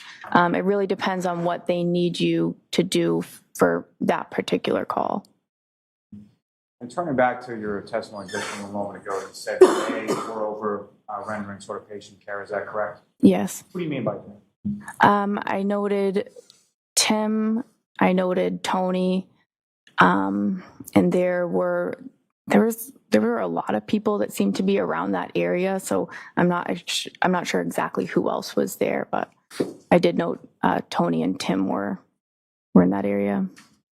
As far as sort of the other people in that area where Tony and Tim were, so people sort of beyond people from your department, what, if any, other sort of people did you notice around that? I don't know specifically. What do you mean, like As far as outside of the? Right. So outside of fire department personnel in that area, what, if any, observations did you make of those people? Who were those people? Well, at that point, I couldn't really make out like the identities of like other people. I noted Tim and Tony, but I didn't really pick up on who anyone else was at that point. They were still like in off of the road at that point. And so from where they're positioned with regards to the patient, and just for clarity purposes, you were subsequently learned the identity of the patient, correct? Yes. Who did you learn him? John O'Keefe. And where you and firefighter Walsh were with the stretcher, how far away from where you were was Mr. O'Keefe and the other firefighter? They were, I don't know that I could give a number, several feet away. They were like, I remember kind of seeing a fire hydrant, but I don't know exactly number wise what that would be. And from your observation of where Mr. O'Keefe was, could you tell how his body was positioned? He was supine, so he was lying on his back or face up. And what, if anything, by the time that you arrived with firefighter Walsh on the stretcher, what, if anything, could you see that firefighters Flamati and or Nuttall or anyone else was doing with reference to O'Keefe? By that point, it seemed like they had already got him pretty much secured on a backboard, and they were ready to move him to the stretcher. And once Mr. O'Keefe is then moved with the backboard from where he was to the stretcher where you are, what happened? So I remember Tony was kind of at the head of the stretcher. I was standing on the side. There was a woman next to me, and Tony said to me, "Can you try to figure out what happened?" And he kind of motioned to this woman that was next to me. And so firefighter Flamati, who's the lead paramedic, directs you to ask some questions of this female, correct? Yes. And fair to say this woman that was next to you, you didn't know her, you never met her before? No. From your conversations with her that day, did you see that woman in the courtroom today? Yes. Can you just direct as to where she's seated or an article of clothing she's wearing? That's a record of like identification by the witness. Okay. Now, with respect to this woman, she's standing next to you when you're at the side of the stretcher, correct? Yes. And what, if any, observations did you sort of initially make as far as her demeanor, or how was she sort of acting when you first started to? She seemed very upset. Very upset. And when you say she seemed very upset, what about her did you observe that made you say that? Just her facial expressions. She was just visibly distraught. And so as far as your questions, what type of questions are you asking, or what type of information are you looking for from this person? So just basic demographic info, who the patient is, his name, his date of birth. And then as far as any more questioning, you're trying to gather information that would basically help explain how this person ended up in the scenario that they're in. So did he have any medical problems? Does he take any medications daily? Does he have any allergies to medications? I was asking those questions. And as you're asking those questions, what, if anything, is the defendant is doing while you're asking?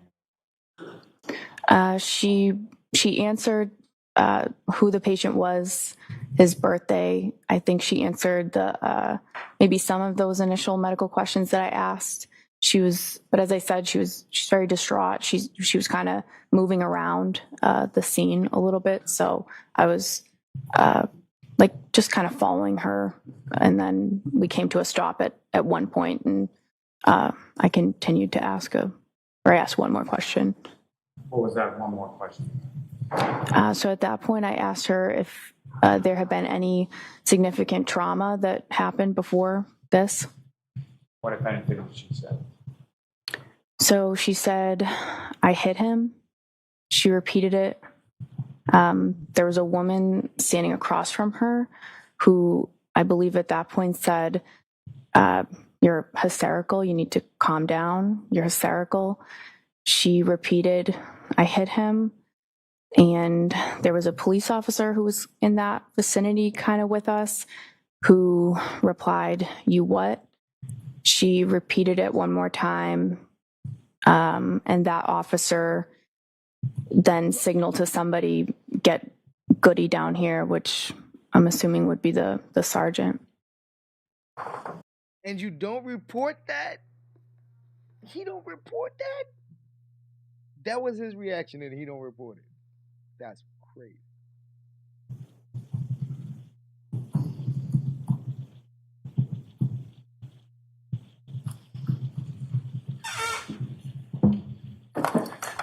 So when you have this conversation, if you recall, you mentioned that the other person who was across from you was just, was that somebody from your department or an officer or a civilian, or who was that? So I was standing, Karen Reed was to my right. There was another woman to the left of me, kind of across from her. And then there was a police officer kind of, not directly across from me, but within the same kind of area that was more closer to Karen, I would say. You know who that officer was? I don't. You know who the female or civilian person that was crossing you? You know what that person's name is? No. And with respect to when Ms. Reed said this repeatedly, I hit it. You described for the jury sort of the tonality of that, like how did she seem? She was very, very upset. She seemed hysterical, I would even say. Just very upset. But once you received that information, did you follow up with any other questions to Ms. Reed at that point? At that point, I did not. I have to drive the ambulance, so it's a time-sensitive situation, so I knew I had to drive the ambulance. It was said in the presence of the police officer, so I felt like that was the appropriate, that information was appropriately transferred, and I just felt, based on her demeanor, I don't think it would have been productive for me to continue to ask her questions at that point. And so after asking and receiving that answer of I hit him, where did you go? So I went to the ambulance. And in reference to the ambulance, did you go to the back of the ambulance, front of the ambulance? Where did you go? So I went to the back of the ambulance where the patient care was happening. And as far as the information that you had received from the defendant, did you relay that information to any of the other firefighters from your department in the back of the ambulance? I did. And you recall who was there in the back of the ambulance when you relayed that? Tony was there, Tim, I think maybe firefighter Kelly, firefighter Walsh maybe might have been in there at that point. Now, as far as when you get to the back of the ambulance, what, if anything, did you do with reference to assist or help as far as patient care with regard to Mr. O'Keefe? I didn't assist or partake in any patient care. Now, prior to putting Mr. O'Keefe into the back of the ambulance and prior to your conversation with the defendant, what, if any, observations had you made during the brief time that you were on the side of the stretcher of Mr. O'Keefe and any injuries? I noted he had injuries to his face. I noticed some blood from his nose, from his mouth, and most notably, he had some swelling to his eyes, mostly the right eye, and a laceration above the right eye. And same as far as when you went to the back of the ambulance to relay the information that you have been asked to obtain. What, if any, injuries did you observe of Mr. O'Keefe once he was in the back? Oh, I'm sorry. I observed those injuries in the back of the ambulance. I didn't observe those injuries while he was out on the stretcher. I didn't get a good look at him. You really hadn't got a good look until you Right. went back. Right. Now, as far as you indicated, you drove the ambulance from Fairview. Where did you go to? Good Samaritan Hospital. And as you were driving that ambulance along the roads from Canton to Brockton, what, if anything, you know as far as visibility, road conditions, things like that? There was poor visibility. The roads weren't plowed yet, so it took probably longer than usual based on the conditions. And I apologize, but if I can take you just a step back further for a moment, just in reference to when you're in the back of the ambulance, you indicated the injuries that you observed. What, if any, observations did you make as far as the clothing that Mr. O'Keefe was wearing? I noted that he was wearing jeans. I noticed a lighter, like a black zip-up jacket or sweatshirt. It was like a lighter jacket. I noticed he had one sneaker on, and that was it. You recall which foot the sneaker was on? I don't. All right, could I see counsel for a second, please?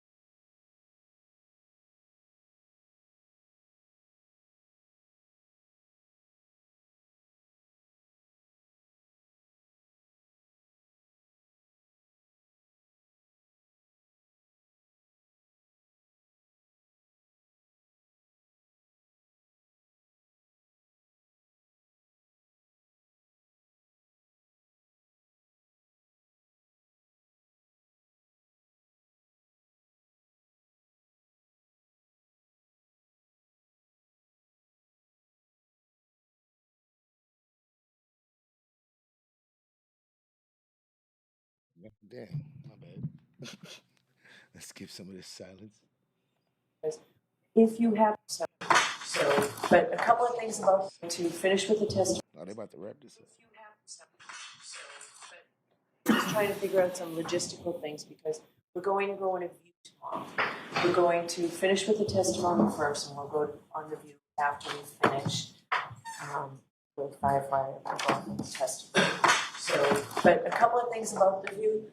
Please dress comfortably. I really appreciate everybody's dressing respectfully for court, but wear comfortable shoes at least for tomorrow. So those three cautions, please do not discuss this case with anyone. Don't do any. All right.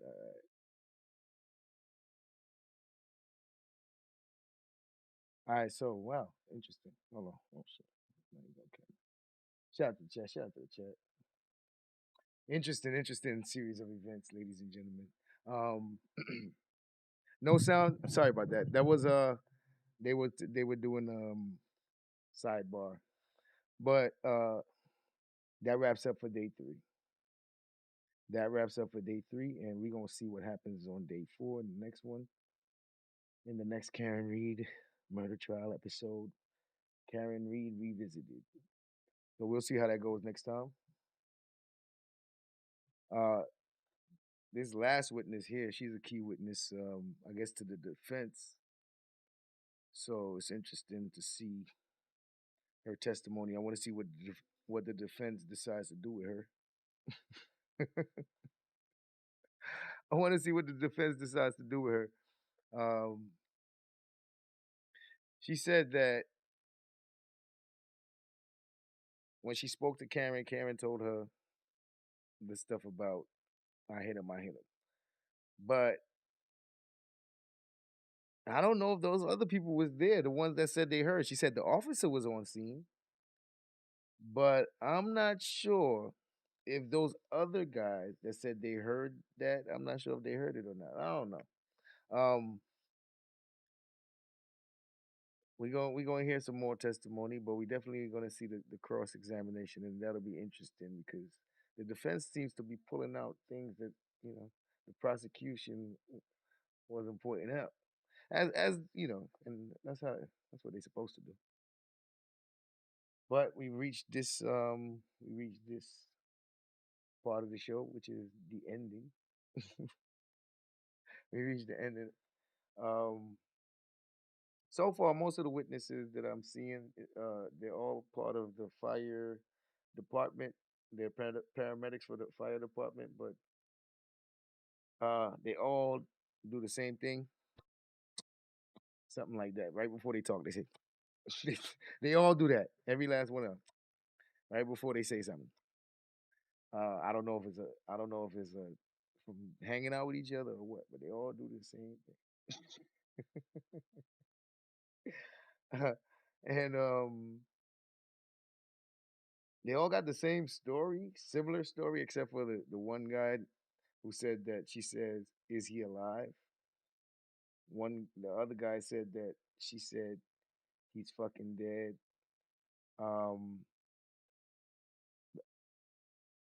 We have this girl saying she said, I hit him. The other guy said he didn't hear that.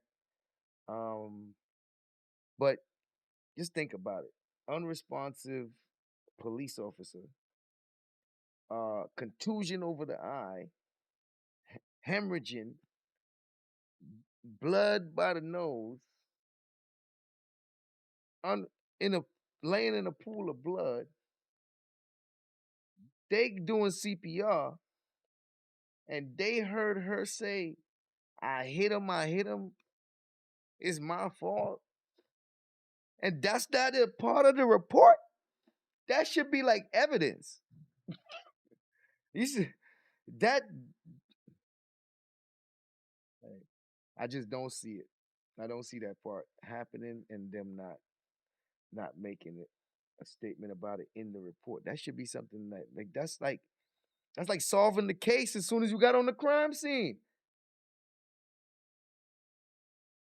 It's like you got a confession. As soon as you got on the crime scene, the killer confessed. Why would you not report that? I'm sorry, that's hard for me to believe from a police officer of years on the force and all that. That don't make no sense. That doesn't make sense to me. But anyway, we'll see how it goes. We'll see how it goes. Right now, it's time for us to go. I'll see y'all in the morning. We got an interesting case I'm gonna check out. We got an interesting case I'm gonna check out. We'll see you guys in the morning. Enjoy the rest of your night. Thank you for tuning in. Leave your comments in the comment section. Tell me what you think.